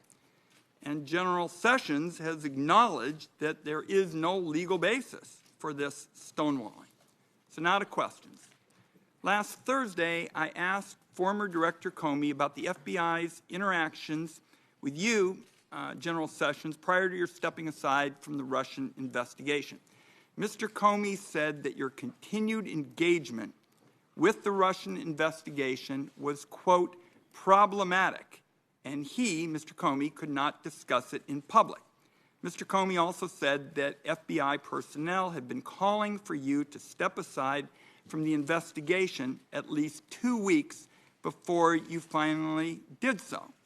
Now, in your prepared statement, you stated you received only, quote, limited information necessary to inform your recusal decision. But given Director Comey's statement, we need to know what that was. Were you aware of any concerns at the FBI or elsewhere in government about your contacts with the Russians or any other matters relevant to whether you should step aside from the Russian investigation? Senator Wyden, I am not stonewalling. I am following the historic policies of the Department of Justice. You don't walk into any hearing or committee meeting and reveal confidential communications with the President of the United States, who's entitled to receive confidential communications in your best judgment about a host of issues, and have to be accused of stonewalling for not answering them. So I would push back on that. Secondly, Mr. Comey, perhaps he didn't know, but I basically recused myself the first day I got into the office because I never accessed files. I never learned the names of investigators. I never met with them. I never asked for any documentation. The documentation, what little I received, was mostly already in the media and was presented by the senior ethics, public responsibility, professional responsibility attorney in the department. General, and I made a honest and proper decision to recuse myself, as I told Senator Feinstein and the members of the committee I would do when they confirmed me. General Sessions, respectfully, you're not answering the question. Well, what is the question? The question is, Mr. Comey said that there were matters with respect to the recusal that were problematic and he couldn't talk about them. What are they? Why don't you tell me? There are none, Senator Wyden. There are none. I can tell you that for absolute certainty. This is a secret innuendo being leaked out there about me, and I don't appreciate it. And I've tried to give my best and truthful answers to any committee I've appeared before, and it's really people are suggesting through innuendo that I have been not honest about matters, and I've tried to be honest. My time is short. You've made your point that you think Mr. Comey is engaging in innuendo. We're going to keep digging on this. Senator Wyden, he did not say that. He said it was problematic, and I asked you what was problematic about it. Some of that leaked out of the committee that he said in closed sessions. Okay. One more question. I asked former FBI director whether your role in firing him violated your recusal, given that President Trump said he fired Comey because of the Russian investigation. Director Comey said this was a reasonable question. So I want to ask you just point blank, why did you sign the letter recommending the firing of Director Comey when it violated your recusal? It did not violate my recusal. It did not violate my recusal. That would be the answer to that. And the letter that I signed represented my views that had been formulated for some time. Mr. Chairman, just if I can finish, that answer, in my view, doesn't pass the smell test. The president tweeted repeatedly about his anger at investigations into his associates in Russia. The day before you wrote your letter, he tweeted that the collusion story was a total hoax and asked, when will this taxpayer-funded charade end? I don't think your answer passes the smell test. Well, Senator Wyden, I think I should be allowed to briefly respond at least, and would say the letter, the memorandum that Deputy Rosenstein wrote, and my letter that accompanied it, represented my views of the situation. I'll ask that on the second round. Thank you, Mr. Chairman. Senator Collins. Thank you, Mr. Chairman. Attorney General Sessions, I want to clarify who did what with regard to the firing of Mr. Comey. First of all, let me ask you, when did you have your first conversation with Rod Rosenstein about Mr. Comey? We talked about it before either one of us were confirmed. It was a topic of, conversation among people who'd served in the department a long time. They knew that what had happened that fall was pretty dramatically unusual.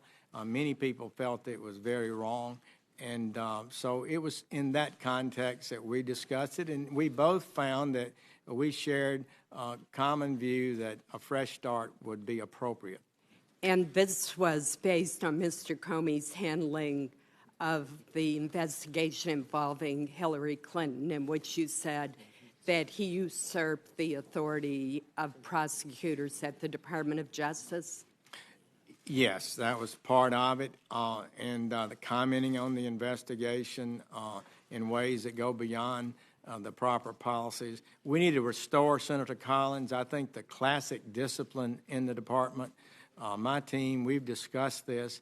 There's been too much leaking and too much talking publicly about investigations. In the long run, the department historic rule that you remain mum about ongoing investigations is the better policy. Now, subsequently, the president asked for you to put your views in writing. You've testified today. And I believe that you were right to recuse yourself from the ongoing Russian investigation. But then on May 9th, you wrote to the president recommending that Mr. Comey be dismissed. And obviously, this went back many months to the earlier conversations you had had with Mr. Rosenstein.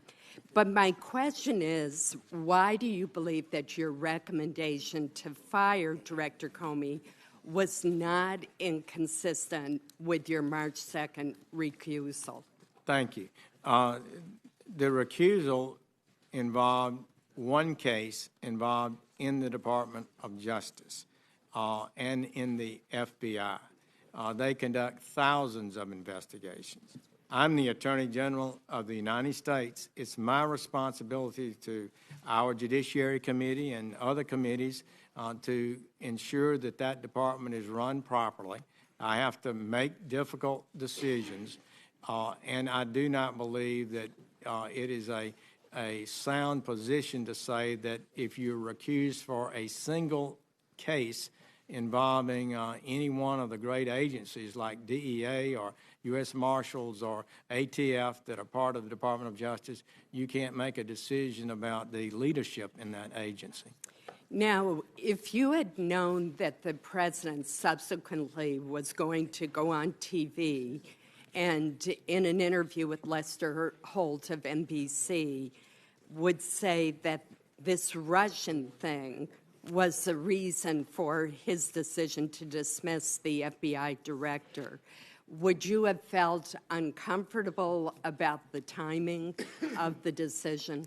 Well, I would just say this, Senator Collins. I don't think it's appropriate to deal with those kind of hypotheticals. I have to deal in actual issues, and I would respectfully not comment on that. Well, let me ask you this. In retrospect, do you believe that it would have been better for you to have stayed out of the decision to fire Director Comey? I think it's my responsibility. I mean, I was appointed to be Attorney General. Supervising all the federal agencies is my responsibility. Trying to get the very best people in those agencies at the top of them is my responsibility, and I think I had a duty to do so. Now, Director Comey testified that he was not comfortable telling you about his one-on-one conversation with the president on February 14th because he believed that you would shortly recuse yourself from the Russian investigation, which you did. Yet, Director Comey testified that he told no one else at the department outside of the senior leadership team at the FBI. Do you believe that the director had an obligation to bring the information about the president saying that he hoped he could let Michael Flynn go to someone else at the Department of Justice? There are an awful lot of lawyers at the Department of Justice, some 10,000 by last count. I think the appropriate thing would have been for Director Comey to talk with the acting Deputy Attorney General, who is his direct supervisor. That was Dana Bente, who had 33 years in the Department of Justice and was even then still serving for 6 years and continues to serve as Attorney General appointed by President Obama. So he's a man of great integrity, and everybody knows it, a man of decency and judgment. If he had concerns, I think he should have raised it to Deputy Attorney General Bente, who would be the appropriate person in any case, really. But if he had any concern that I might be recusing myself, that would be a double reason for him to share it with Deputy Attorney General Bente. Thank you. Senator Heinrich. Attorney General Sessions, has the President ever expressed his frustration to you regarding your decision to recuse yourself? Senator Heinrich, I'm not able to share with this committee private communications. Because you're invoking executive privilege. I'm not able to invoke executive privilege. That's the President's prerogative. Well, my understanding is that you took an oath, you raised your right hand here today, and you said that you would solemnly swear to tell the truth, the whole truth, and nothing but the truth. And now you're not answering questions. You're impeding this investigation. So my understanding of the legal standard is that you either answer the question, that's the best outcome, You say, this is classified, can't answer it here. I'll answer it in closed session. That's bucket number 2. Bucket number 3 is to say, I'm invoking executive privilege. There is no appropriateness bucket. It is not a legal standard. Can you tell me what are these long-standing DOJ rules that protect conversations made in the executive without invoking executive privilege? Senator, I'm protecting the president's constitutional right by not giving it away before he has a chance to You're having review it it. both And ways. secondly, I am telling the truth in answering your question in saying it's a long-standing policy of the Department of Justice. Are those not policies to comment written? even and to make sure the president has full opportunity to decide these issues. Can you share those policies with us? Are Well, they written down at the Department of Justice? I believe they are. This is Certainly, the appropriateness legal standard for it's not the- answering congressional inquiries. It's my judgment that it would be inappropriate for me to answer and reveal private conversations with the president when he has not had a full opportunity to review the questions and to make a decision on whether or not to approve such an answer. One, there are also other privileges that could be invoked. One of the things deals with the investigation of the special counsel. And we're not asking questions about that investigation. If I wanted to ask questions about that investigation, I'd ask those of Rod Rosenstein. I'm asking about your personal knowledge from this committee, which has a constitutional obligation to get to the bottom of this. There are 2 investigations here. There is a special counsel investigation. There is also a congressional investigation. And you are obstructing that congressional investigation by not answering these questions. And I think your silence, like the silence of Director Coates, like the silence of Admiral Rogers, speaks volumes. I would say that I have consulted with senior career attorneys in the department, I suspect and they believe you have. this is consistent with my duties. Senator Risch asked you a question about appropriateness. If you had known that there had been anything untoward with regard to Russia and the campaign, would you have headed for the exits? Your response was maybe. Why wasn't it a simple yes? Well, there was a improper, illegal relationship in an effort to impede or influence this campaign, I absolutely would have departed. I think that's a good answer. I'm not sure why it wasn't the answer in the first place. I find it strange that neither you nor Deputy Attorney General Rod Rosenstein brought up performance issues with Director Comey. And in fact, Deputy FBI Director McCabe has directly refuted any assertion that there were performance issues. This is troubling because it appears that the President decided to fire Director Comey because he was pursuing the Russia investigation and had asked you to come up with an excuse. When your assessment of Director Comey didn't hold up to public scrutiny, the President finally admitted that he had fired Director Comey because he was pursuing the Russia investigation, i.e. the Lester Holt interview. You've claimed that you did not break recusal when participating in Director Comey's firing, but it appears that his firing was directly related to Russia, not departmental mismanagement. How do you square those 2 things? Well, you had a lot in that question. Let me say first, within a week or so, I believe May 3rd, Director Comey testified that he believed the handling of the Clinton declination was proper and appropriate, and he would do it again.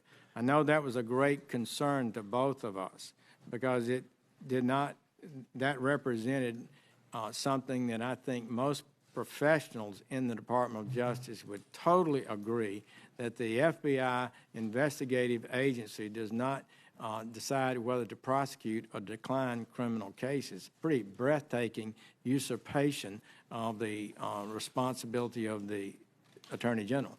So that's how we felt. That was sort of additional concern that we had heading the FBI someone who boldly asserted the right to continue to make such decisions. That was one of the things we discussed. That was in the memorandum, I believe, and it was also an important factor for us. Before I recognize Senator Blunt, I would like the record to show that last night Admiral Rogers spent almost 2 hours in closed session with almost the full committee, fulfilling his commitment to us in the hearing that in closed session he would answer the question, and I think it was thoroughly answered, and all members were given an opportunity to ask questions. I just want the record to show that with what Senator Heinrich stated. Senator Blunt. Thank you, Chairman. Attorney General, it's good to see you here. It's good to see Mary. I know that there are probably other places you'd both rather be today, but you've always looked at public service as something you did together, and it's good to see you here together and know that your family continues to be proud and supportive of what you do. Thank you. I'm blessed indeed. I agree with that. I agree with that. Let me just get a couple of things clear in my mind here of notes I've taken while people were asking questions and you were talking. On the April 27th, 2016 event, I think that's the Mayflower Hotel speech that the presidential candidate gave on foreign policy, you didn't have a room at that event where you had private meetings, did you? No, I did not. And as I understand it, you went to a reception that was attended by how many people? I think 2 to 3 dozen. 2 to 3 dozen people. You went in, heard a speech, and then may have seen people on your way out. Correct. So when you said you possibly had a meeting with Mr. Kislyak, did you mean you possibly met him?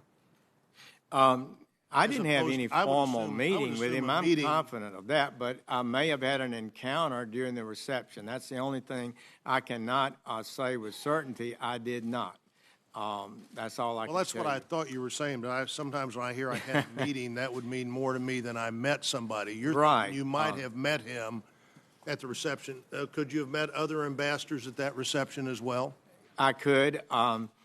I remember one in particular that we had a conversation with whose country had an investment in Alabama, and we talked a little length about that. I remember that, but otherwise have no recollection of a discussion with the Russian ambassador. All right. So you were there. You've read since he was there. You may have seen him, but you had no room where you were having meetings with individuals to have discussions at the Mayflower Hotel that day. No, that is correct. Well, whenever you talked to Mr. Comey after he had had his meeting with the president, you think that was probably the next day? You didn't stay afterwards and see him after he left the Oval Office that night? No. I understand his testimony may have suggested that it happened right afterwards, but it was either the next morning, which I think it was, or maybe the morning after that. It was, we had a 3 times a week national security briefing with the FBI that I undertake, and so it was after that we had that conversation. We had that conversation. Now, what I'm not quite clear on is, did you respond when he expressed his concern or not? Yes, I did respond. I think he's incorrect. He indicated, I believe, that he was not totally sure of the exact wording of the meeting, but I do recall my chief of staff was with me, and we recall that I did affirm the longstanding written policies of the Department of Justice concerning communications with the White House. We have to follow those rules, and in the long run, you're much better off if you do.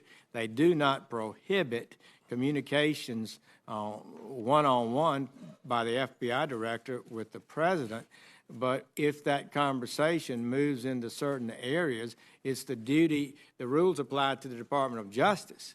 So it's a duty of the FBI agent to say, Mr. President, I can't talk about that. That's the way that should work. And apparently it did, because he says he did not improperly discuss matters with the president. When Mr. Comey talked to you about that meeting, did he mention Mr. Flynn? No. He mentioned no facts of any kind. He did not mention to me that he'd been asked to do something he thought was improper. He just said he was uncomfortable, I believe, with it. After that discussion with Mr. Comey... Actually, I don't know that he said he was uncomfortable. I think he said maybe it was what he testified to was perhaps the correct wording. I'm not sure exactly what he said, but I don't dispute it.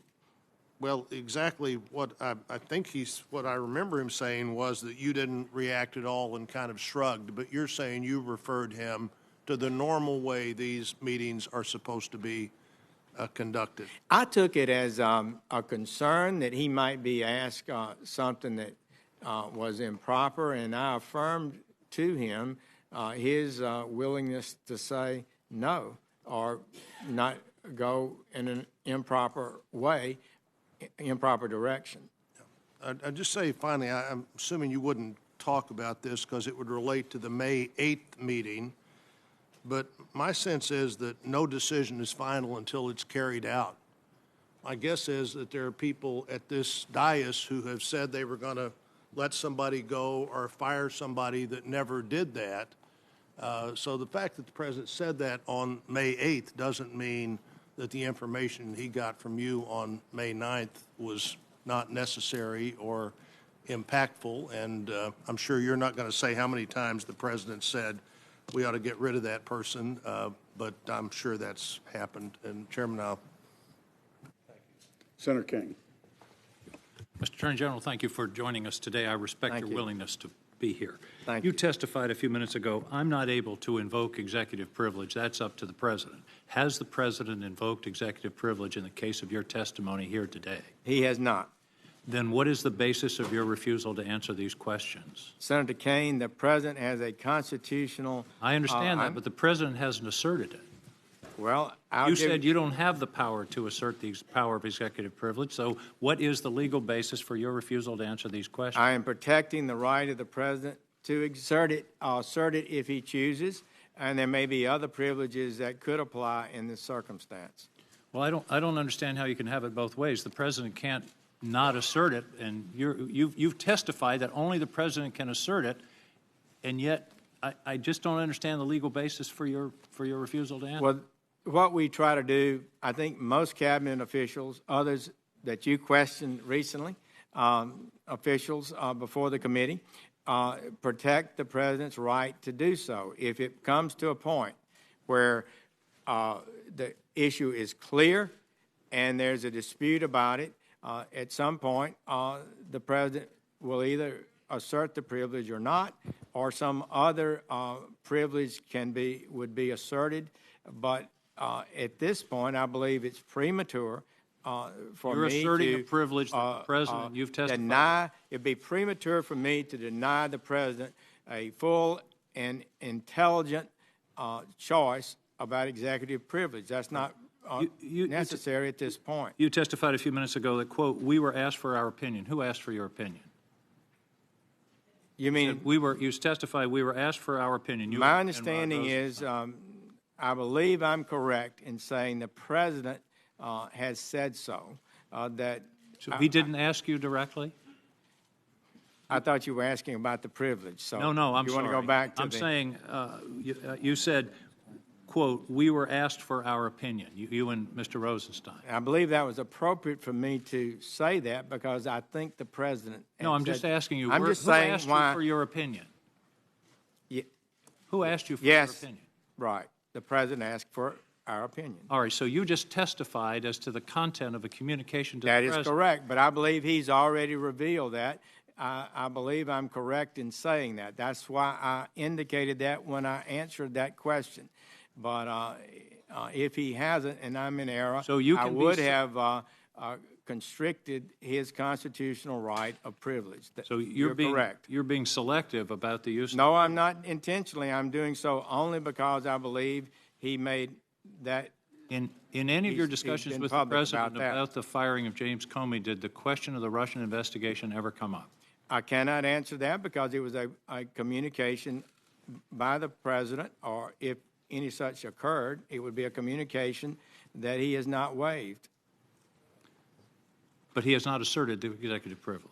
He has not asserted executive privilege Do you today. believe the Russians interfered with the 2016 elections? It appears so. The intelligence community seems to be united in that. But I have to tell you, Senator King, I know nothing but what I've read in the paper. I've never received any detailed briefing on how hacking occurred or how information was alleged to have influenced the campaign. Between the election, there was a memorandum from the intelligence community on October 9th that detailed what the Russians were doing after the election, before the inauguration. You never sought any information about this rather dramatic attack on our country?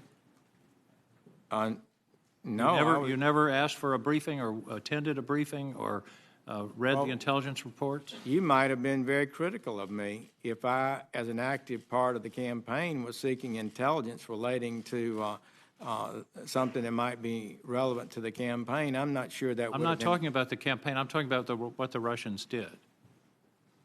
You received no briefing on the Russian active measures in connection with the 2016 election? No, I don't believe I ever did. Let's go to your letter of May 9th.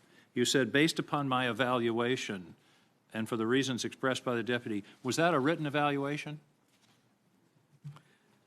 My evaluation was an evaluation that had been going on for some months. Is there a written evaluation? I did not make one. I think you could classify Deputy Attorney General Rosenstein's memorandum as an evaluation, one that, and he was the direct supervisor of the FBI director. And his evaluation was based 100% on the handling of the Hillary Clinton emails. Is that correct? Well, in a number of other matters, but as I recall, but he did explicitly lay out the errors that he thought had been made in that process by the director of the FBI. I thought they were cogent and accurate and far more significant than I think a lot of people have understood. Thank you, Mr. Chairman. Senator Langford. Thank you, Mr. Chairman. Attorney General Sessions, good to see you again. Thank you. You speak as a man eager to set the record straight. And you've spoken very plainly from the very beginning, from your opening statement all the way through this time. I am amazed at the conversations, as if an attorney general has never said there were private conversations with the president, and we don't need to discuss those. It seems to be a short memory about some of the statements Eric Holder would and would not make to any committee in the House or the Senate. And would or would not turn over documents, even requested, that had to go all the way through the court system to finally the courts having to say, no, the president can't hold back documents and the attorney general can't do that. So somehow some accusation that you're not saying every conversation about everything. There's a long history of attorney generals standing beside the president saying there are some conversations that are confidential. And then it can be determined from there. It does seem as well that every unnamed source story somehow gets a hearing. I was in the hearing this morning with Rod Rosenstein as we dealt with the appropriations request that originally obviously you were scheduled to be at, that Rod Rosenstein was taking your place to be able to cover. He was very clear. He was peppered with questions about Russia during that conversation as well. He was very clear that he has never had conversations with you about that, and that you have never requested conversations about that. He was also peppered with questions of the latest rumor of the day, that is somehow the president is thinking about firing Robert Mueller and getting rid of him, and was very clear that Rosenstein himself said, I am the only one that could do that, and I'm not contemplating that, nor would I do that. And no one has any idea where the latest unnamed source story of the day is coming from, but somehow it's grabbing all the attention. I do want to be able to bring up a couple of things to you specifically. One is to define the word recuse. And I come back to your email that you sent to Jim Comey and others that day on March the 2nd.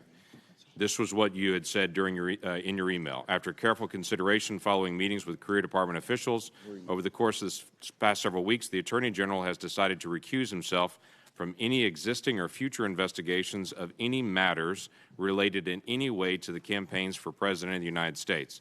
The Attorney General's recusal is not only with respect to such investigations, if any, but also extends to the Department responses to congressional and media inquiries related to such investigations. Is that something you have maintained from March 2nd on?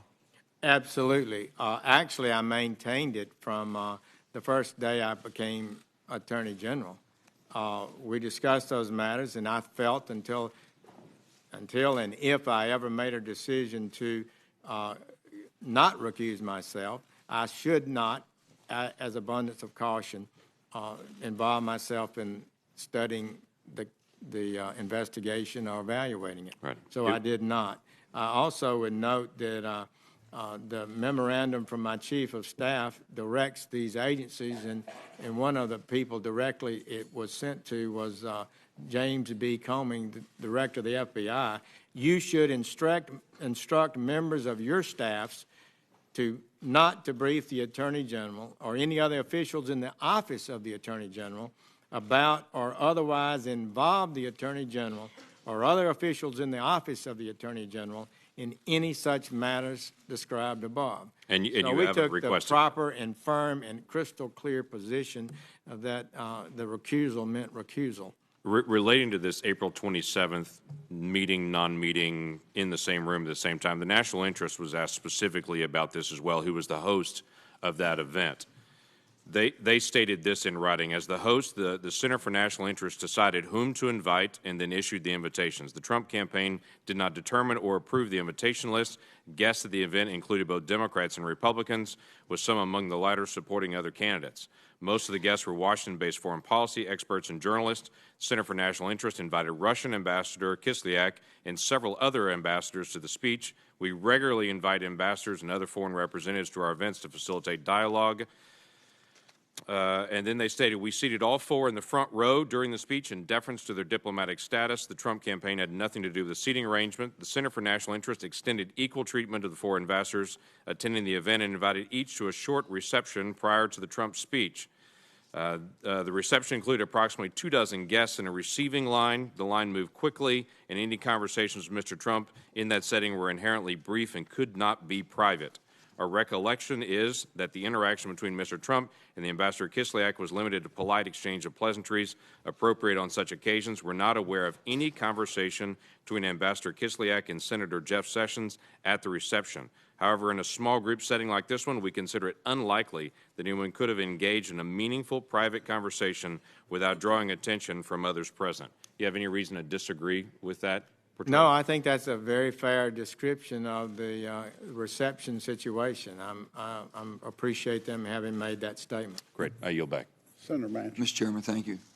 Thank you, Mr. General, for being here. It's good to see you again. Thank you, Senator Manchin. Sir, I'm going to follow up a little bit on what Senator King had asked concerning you and I are about the same vintage. We remember back in our lifetime, we've never known the Russians to be, the Russian government or the Russian military to ever be our friend, and wanting the same things we wanted, we wanted out of life. With that being said, the seriousness of this Russian hacking is very serious to me and concerning. And you're saying that you had not been briefed on that. I think it was October 9th, when it was known that the ODNI at that time, I think Mr. Clapper and also Mr. Jay Johnson, Homeland Security, made that public, what was going on. Then on December 29th, President Obama at that time expelled 35 Russian diplomats, denied access to 2 Russian-owned compounds, and he broadened the existing sanctions. Sir, I would ask, did you have any discussions at all? Have you had any discussions or sat in on any type of meetings where recommendations were made to remove those sanctions? I don't recall any such meeting. And during the time, not from the president being inaugurated on January 20th, prior to that, in the campaign, up until through the transition, was there ever any meetings that he showed any concern or consideration or just inquisitive of what the Russians were really doing and if they really done it? I don't recall any such conversation. I'm not sure I understood your question. Maybe I better listen well, again. You were part of the national security team, so if he would have heard something about Russia and with their capabilities and our concern about what they could do to our election process, was there ever any conversations concerning that whatsoever? I don't recall it, Senator Manchin.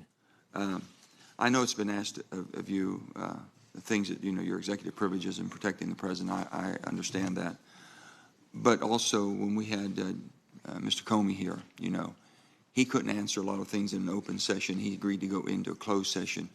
Would you be able to go into closed session? Would it change your answers to us or your ability to speak more frankly on some things we would want to know? Senator Manchin, I'm not sure. The executive privilege is not waived by going in camera or in closed session.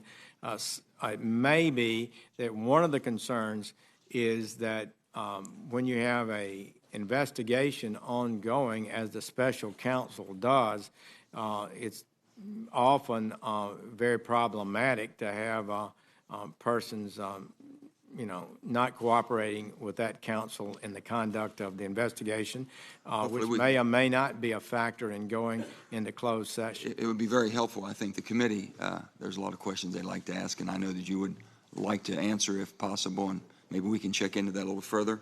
If I could, sir, did you have any meetings, any other meetings with Russian government officials that have not been previously disclosed? I do. I have racked my brain, and I do not believe so. Are there any other?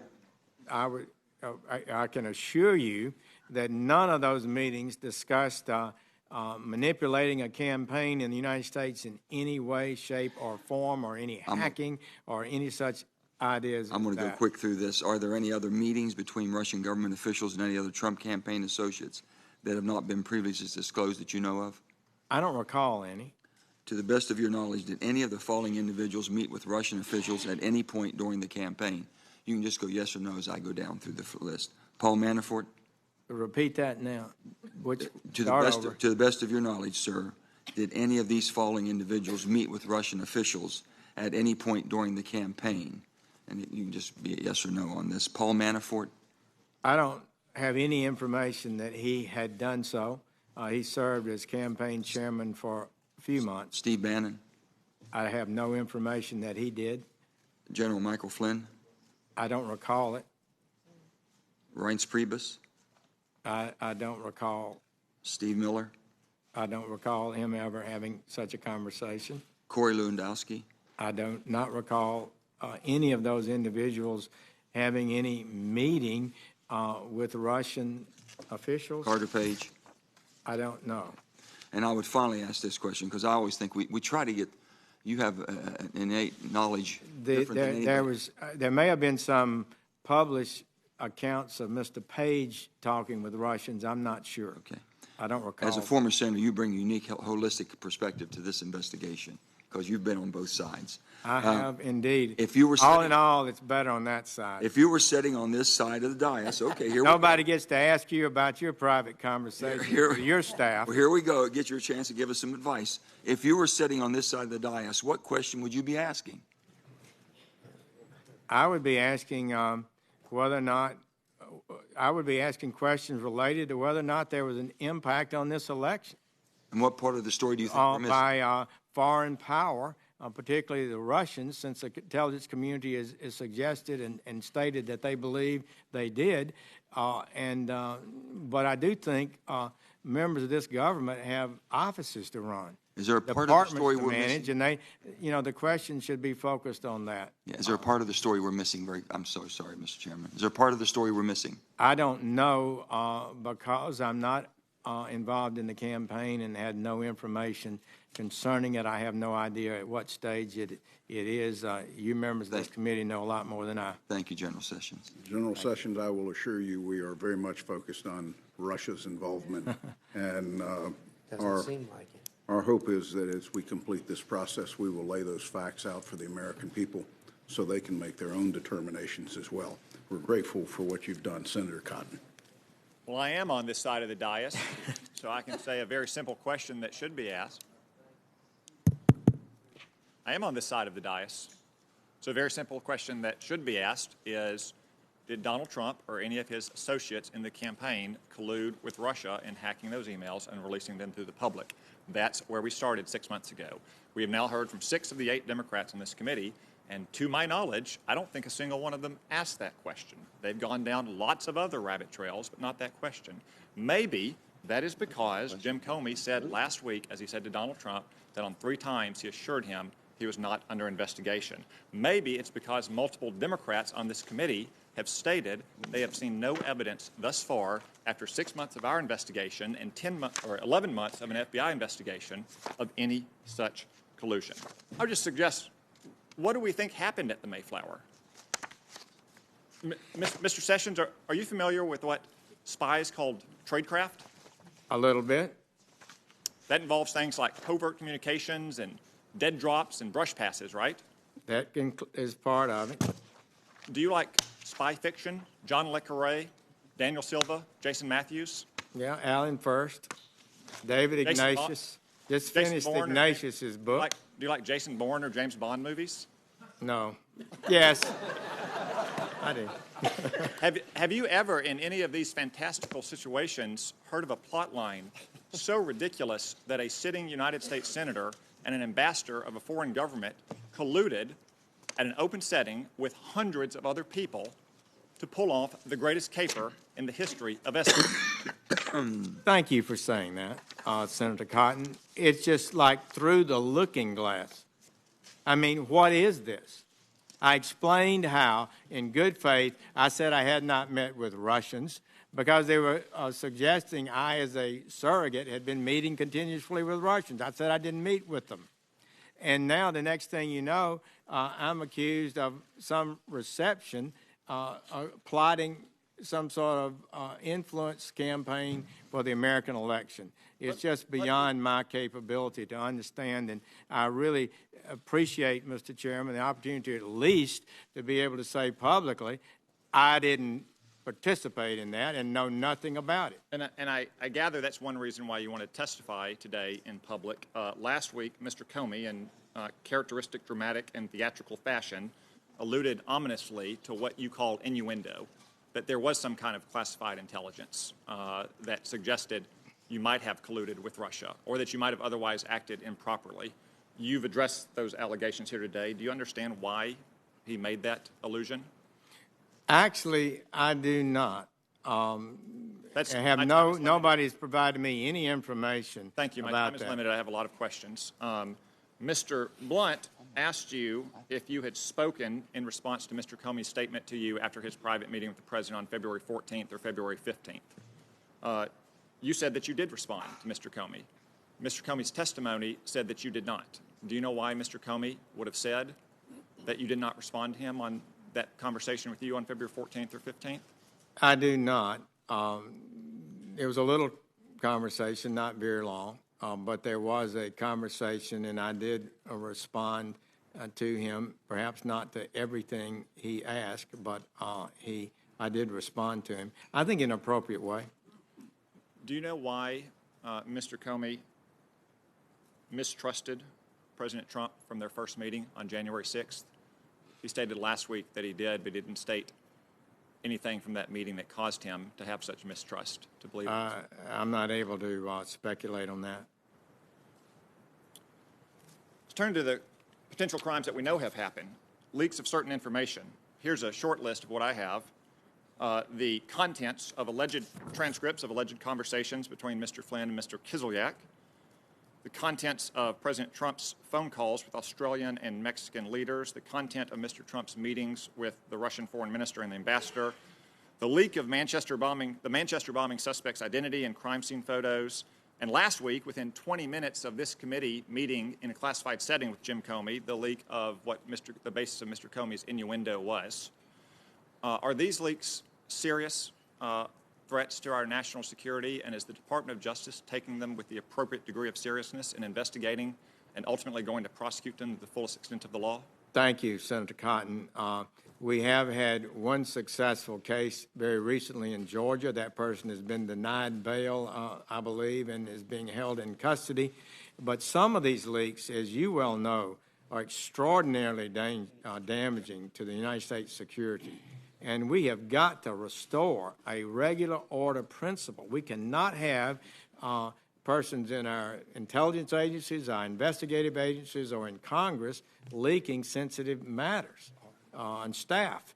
So this is, I'm afraid, will result in, is already resulting in investigations, and I'm fear that some people may find that they wish they hadn't leaked.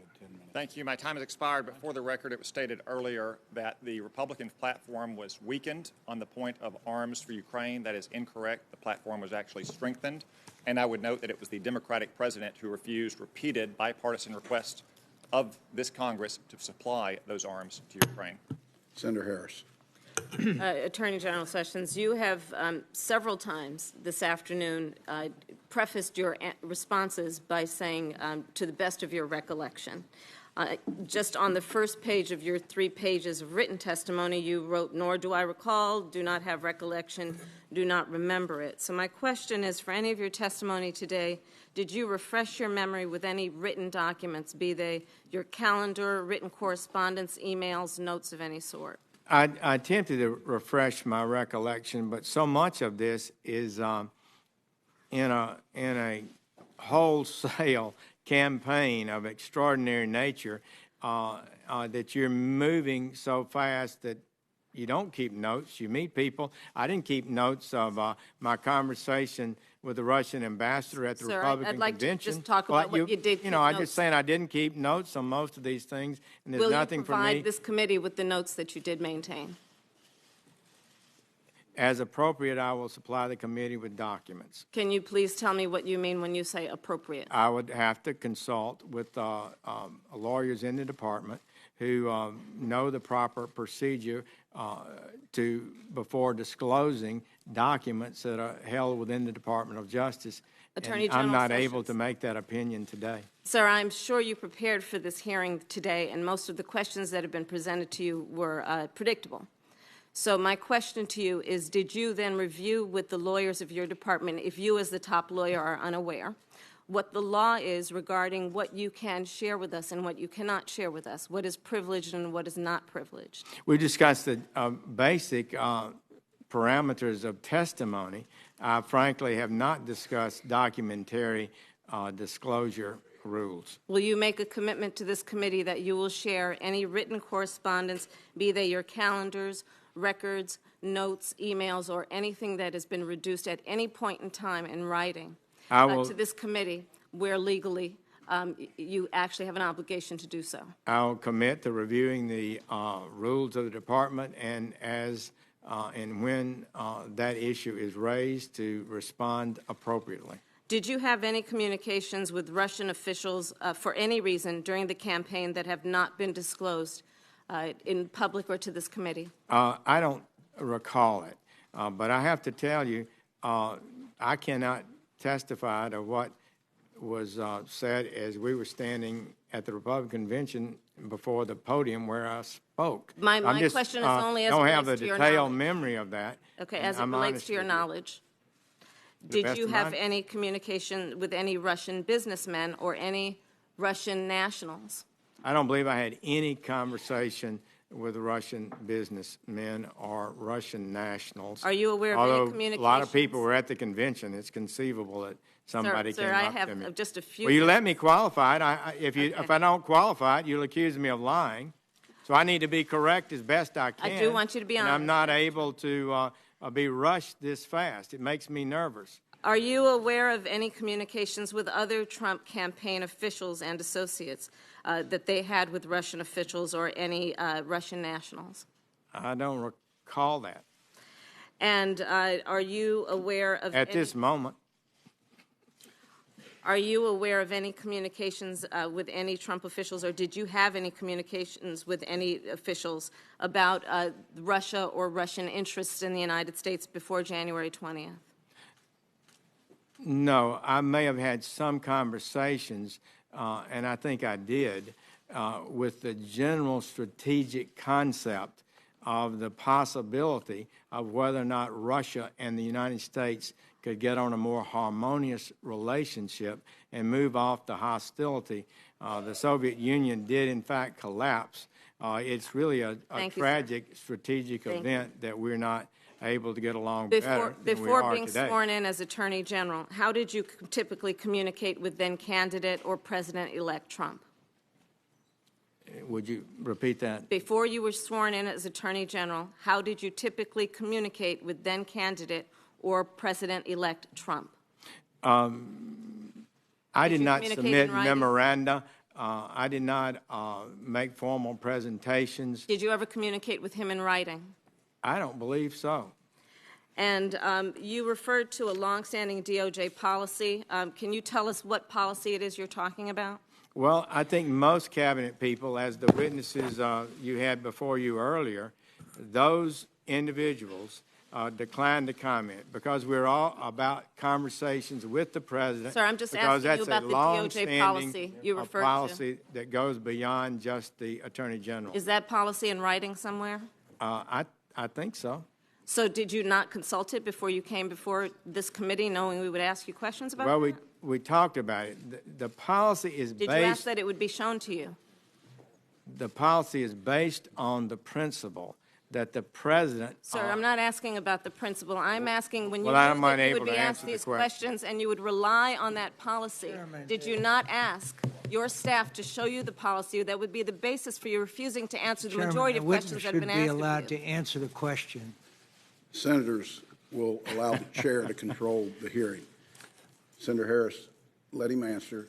Please do. Time's expired. Thank you. We talked about it, and we talked about the real principle that's at stake. It's one that I have some appreciation for, as having spent 15 years in the Department of Justice, 12 as United States Attorney, and that principle is that the Constitution provides the head of the executive branch certain privileges, and that members, one of them is confidentiality of communications. And it is improper for agents of any department any departments in the executive branch to waive that privilege without a clear approval Mr. Chairman, of the president. I have asked and that's the Mr. situation Sessions we're in. for a yes or no. Did you ask your So the staff answer is to see yes, the I policy? consulted. Did you ask your staff to see the Senator's policy? time's expired. Apparently Senator not. Cornyn. Attorney General Sessions, former Director Comey, in his letter to FBI employees when he was terminated, started this way. He said, "I have long believed that a president can fire an FBI director for any reason or no reason at all." Do you agree with that? Yes, and I think that was good for him to say, because I believe we're going to have a new and excellent FBI director, a person who is smart, disciplined, with integrity and proven judgment. That would be good for the Bureau, and I think that statement probably was a valuable thing for Director Comey to say, and I appreciate that he did. Just to reiterate the timeline of your recusal and the Rosenstein memo and your letter to the President recommending the termination of Director Comey, you recused from the Russian investigation on March the 2nd, correct? The formal recusal took place on that date. The letter that you wrote forwarding the Rosenstein memo to the President as a basis for Director Comey's termination was dated May the 9th, a couple of months after you'd recused from the Russian investigation, correct? I believe that's correct. So isn't it true that the Russian investigation did not factor into your recommendation to fire Director Comey? That is correct. The memorandum written by the Deputy Attorney General, your letter to the President forwarding that recommendation didn't mention Russia at all. Is that your recollection? That is correct. So let's review what the basis was of Deputy Attorney General Rosenstein's recommendation. He wrote in his memo on May the 9th, he said, "I cannot defend the director's handling of the conclusion of the investigation of Secretary Clinton's emails, and I do not understand his refusal to accept the nearly universal judgment that he was mistaken." And of course, he's talking about Director Comey. He went on to say the director, that was Director Comey at the time, was wrong to usurp the Attorney General's authority on July the 5th, 2016. You'll recall that was the date of the press conference he held. He went on to say that the FBI director is never empowered to supplant federal prosecutors and assume command of the Justice Department.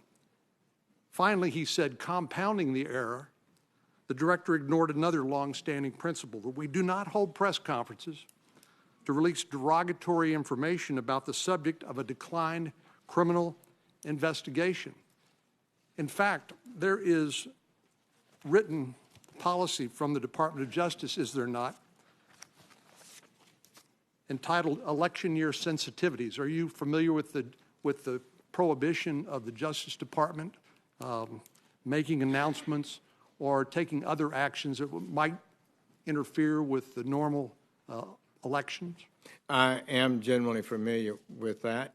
Some of those were the Holder memoranda after my time in the department. Well, let me read. There's always been rules about it, though. Well, let me read just an excerpt from a memo from the Attorney General, March 9th, 2012, entitled Election Year Sensitivities. It says, law enforcement officers and prosecutors may never select the timing of investigative steps or criminal charges for the purpose of affecting any election or for the purpose of giving an advantage or disadvantage to any candidate or political party. Such a purpose is inconsistent with the department's mission and with the principles of federal prosecution. Do you agree with that? Essentially, yes. So what essentially the Deputy Attorney General said is that former Director Comey violated Department of Justice directives when he held a press conference on July the 5th, 2016. He announced that Secretary Clinton was extremely careless with classified email and went on to release other derogatory information, including his conclusion that she was extremely careless, but yet went on to say that no reasonable prosecutor would prosecute her. That is not the role of the FBI director, is it? That is a job for the prosecutors at the Department of Justice. That's what was meant by Deputy Attorney General Rosenstein when he said that Director Comey usurped the role of the Department of Justice prosecutors. Is that right? That is correct. And former Attorney General Bill Barr wrote an op-ed recently in which he said he had assumed that Attorney General Lynch had urged Mr. Comey to make this announcement so she wouldn't have to do it. But in fact, it appears he did it without her approval totally, and that is a pretty stunning thing. It is a stunning thing, and it violates fundamental powers. And then when he reaffirmed that the rightness he believed of his decision on May 3rd, I think it was, that was additional confirmation that the director's thinking was not clear. Senator Reid. Thank you very much, Mr. Chairman. First, a point, Attorney General. Senator Heinrich and others have raised the issue of long-standing rules. If there are written rules to this effect, would you provide them to the committee, please? I will. Thank you very much. Now, Senator Corn has made the point that the whole substance of your recommendation to the President to dismiss Director Comey was his unprofessional conduct with respect to the Clinton administration. Is that correct? I supported everything that the Deputy Attorney General put in his memoranda as good and important factors to use in determining whether or not he had conducted himself in a way that justified continuing in office. I think it pretty well speaks for itself, and I believe most of it did deal with that. The discussion about his performance was a bipartisan discussion. It began during the election time. Democrats were very unhappy about the way he conducted himself. And in retrospect, in looking at it, I think it was more egregious than I may have even understood at the time. General, you're not, with regard to the... General, if I may, okay. And I don't want to cut you off. Okay, I'll let you go. I'm sorry. Excuse me, sir, but on July 7th, when Mr. Comey made his first announcement about the case, you were on Fox News, and you said, first of all, Director Comey is a skilled former prosecutor, and then you concluded by saying essentially that it's not his problem, it's Hillary Clinton's problem. Then in November, on November 6th, after Mr. Comey again made news in late October by reopening, if you will, the investigation, you said again on Fox News, you know, FBI Director Comey did the right thing when he found new evidence. He had no choice but to report it to the American Congress, where he had under oath testified. The investigation was over. He had to correct that and say, this investigation is ongoing now. I'm sure it's significant, or else he wouldn't have announced that. So in July and November, Director Comey was doing exactly the right thing. You had no criticism of him. You felt that, in fact, he was a skilled professional prosecutor. You felt that his last statement in October was fully justified. So how can you go from those statements to agreeing with Mr. Rosenstein and then asking the president or recommending he be fired? I think, in retrospect, as all of us began to look at that clearly and talk about it as perspectives of the Department of Justice, once the director had first got involved and embroiled in a public discussion of this investigation, which would have been better never have been discussed publicly, and said it was over. Then when he found new evidence that came up, I think he probably was required to tell Congress that it wasn't over, that new evidence had been developed. It probably would have been better and would have been consistent with the rules of the Department of Justice to never have talked about the investigation to begin with. Once you get down that road, that's the kind of thing that you get into that went against classical prosecuting policies that I learned and was taught when I was a United States attorney and assistant United States attorney. If I may ask another question. Your whole premise in recommending to the president was the actions in October involving Secretary of State Clinton, the whole Clinton controversy. Did you feel misled when the president announced that his real reason for dismissing Mr. Comey was the Russian investigation? I'm not able to characterize that fact. I wouldn't try to comment on that. So you had no inkling that there was anything to do with Russia until the President of the United States basically declared it not only on TV, but in the Oval Office to the Russian foreign minister saying, the pressure's off now, I got rid of that nut job. That came to you as a complete surprise. Well, all I can say is, Senator Reid, that our recommendation was put in writing, and I believe it was correct. And I believe the president valued it, but how he made his decision was his. And you had no inkling that he was considering the Russian investigation? Well, I'm not going to try to guess what I thought. No, that's fair. There is a scenario in which this whole recapitulation of Clinton was a story, basically, a cover story that the president sort of tried to put out and that he quickly abandoned. And his real reason was a Russian investigation, which, if had been the case, I would suspect you, in principle, would have reclused yourself from any involvement. So, thank you. Senator McCain. Over the last few weeks, the administration has characterized your previously undisclosed meetings with Russian Ambassador Kislyak as meetings you took in your official capacity as a U.S. Senator and a member of the Senate Armed Services Committee. As chairman of that committee, let me ask you a few questions about that.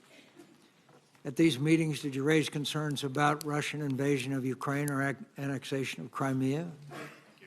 I did, Senator McCain, and I would like to follow up a little bit on that. That's one of the meetings that's one of the issues that I recall explicitly. The day before my meeting with the Russian ambassador, I'd met with the Ukrainian ambassador, and I heard his concerns about Russia. And so I raised those with Mr. Kislyak, and he gave, as you can imagine, not 1 inch. Everything they did, the Russians had done, according to him, was correct, and I remember pushing back on it, and it was a bit testy on that subject. Knowing you on the committee, I can't imagine that. Did you raise concerns about Russia's support for President Bashar Assad and his campaign of indiscriminate violence against his own citizens, including his use of chemical weapons? I don't recall whether that was discussed or not. Did you raise concerns about Russia's interference in our electoral process or its interference in the electoral processes of our allies? I don't recall that being discussed. At those meetings, if you spoke with Ambassador Kislyak in your capacity as a member of the Armed Services Committee, you presumably talked with him about Russia-related security issues that you have demonstrated as important to you as a member of the committee? Did I discuss security issues? I don't recall you as being particularly vocal on such issues. Repeat that, Senator McCain. I'm sorry. The whole Russia-related security issues that you demonstrate as important to you as a member of the committee. Did you raise those with him? You mean such issues as nuclear issues, or? Yeah, in other words, Russia-related security issues. In your capacity as the chairman of the Strategic Forces Subcommittee, what Russia-related security issues did you hold hearings on or otherwise demonstrate a keen interest in? We may have discussed that. I just don't have a real recall of the meeting. I was not making a report about it to anyone. I just was basically willing to meet and see what he discussed. And his response was? I don't recall. During the 2016 campaign season, do you have any contacts with any representative, including any American lobbyist or agent of any Russian company within or outside your capacity as a member of Congress or a member of the Armed Services Committee? I don't believe so. Politico recently reported that in the middle of the 2016 elections, the FBI found that Russian diplomats whose travel the State Department was supposed to track had gone missing. Some turned up wandering around the desert or driving around Kansas. Reportedly, intelligence sources conclude that after about a year of inattention, these movements indicate, one, that Moscow's espionage ground game has grown stronger and more brazen, and that quietly the Kremlin has been trying to map the United States telecommunications infrastructure. What do you know about this development and how the Justice Department and other relevant U.S. government agencies responding to it? We need to do more, Senator McCain. I am worried about it. We also see that from other nations with these kind of technological skills like China and some of the other nations that are penetrating our business interests, our national security interest.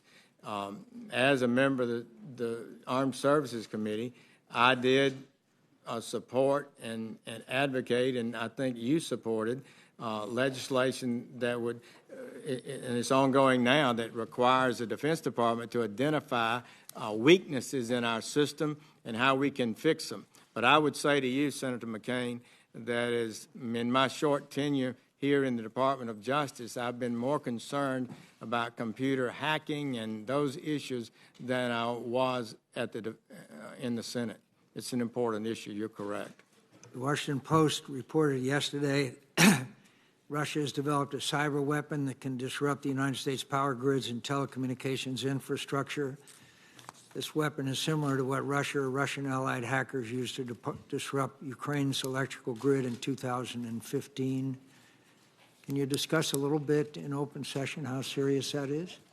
I don't believe I can discuss the technological issues, just to say that it is very disturbing that the Russians continue to push hostile actions in their foreign policy, and it is not good for the United States or the world or Russia, in my opinion. Do you believe we have a strategy in order to counter these ever-increasing threats to our national security and our way of life? Not sufficiently. We do not have a sufficient strategy dealing with technological and IT penetrations of our system. I truly believe It's more important than I ever did before, and I appreciate your concern and leadership on that issue. And in fact, all of Congress is going to have to do better. Senator's time's expired. Chair would recognize the Vice Chair.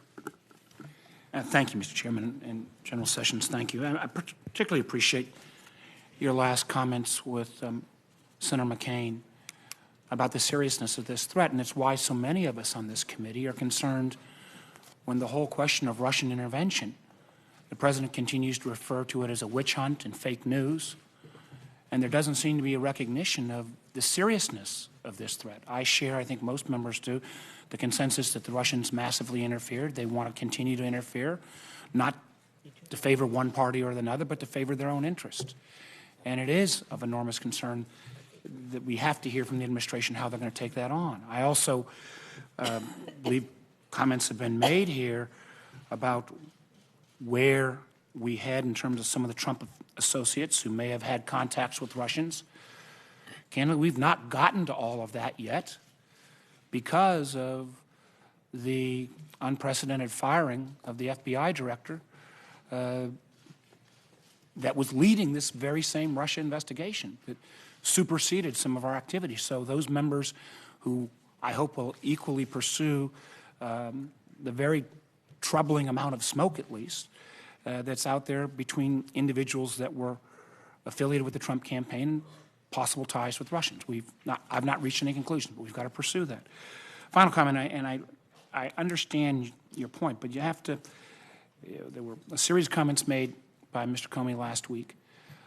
I think members on this side of the aisle have indicated you understand executive privilege, understand classified setting. I do think we need, as Senator Reid indicated and Senator Harris and others, if there are these long-standing written procedures about this ability to have some other category to protect the conversations with the president, we'd like to get a look at them, because we need to find out, in light of some of the contradictions between today and last week, where this all heads. At the end of the day, this is not only, let me restate what I said the last time, this is not about relitigating 2016. It is about finding out what happened, about some of the serious allegations about potential ties, but on a going forward basis, making sure that the Russians who are not finished in terms of their activities didn't end in the election day of 2016. We know that is ongoing, and we have to be better prepared on a going forward basis. Thank you, Mr. Chairman. Thank you, Vice Chairman. Mr. Chairman, one brief comment, if you mind. I do want to say that a change at the top of the FBI should have no impact whatsoever on the investigation. Those teams have been working, and they'll continue to work, and they've not been altered in any way. But there were a number of very strange comments that Mr. Comey testified last week that you could have, I believe, shed some light on. But we'll continue. Thank you, sir. General Sessions, thank you again for your willingness to be here. Not sure that you knew it, but your replacement sat through most of this hearing, Luther Strange. He's made us regret that we don't have intramural basketball teams in 6'9". Big Luther is a good round ball player at Tulane. You've been asked a wide range of questions, and I think you've answered things related to claims about the meeting at the Mayflower. You've answered questions that surround the reasons of your recusal and the fact that you had never been briefed since day one on the investigation, that you made clear that you can't think of any other conversations that you've had with Russian officials. You've covered in detail the conversation that you had, though brief, with Director Comey that he referenced to after his private meeting with the president, just to name a few things that I think you've helped us to clear up. There were several questions that you chose not to answer because of confidentiality with the president. I would only ask you now to go back and work with the White House to see if there are any areas of questions that they feel comfortable with you answering, and if they do, that you provide those answers in writing to the committee. I would also be remiss if I didn't remind you that those documents that you can provide for the committee They would be helpful to us for the purposes of sorting timelines out. Anything that substantiates your testimony today, individuals who might have been at events that you're familiar with, especially those that worked for you, would be extremely helpful. And more importantly, I want to thank you for your agreement to have a continuing dialogue with us as we might need to ask some additional questions as we go a little further down the investigation. That certainly does not have to be a public hearing, but it may be an exchange and a dialogue that we have. You have helped us tremendously, and we're grateful to you and to Mary for the unbelievable sacrifice that you made in this institution, but also now in this administration. This hearing is now adjourned. Thank you.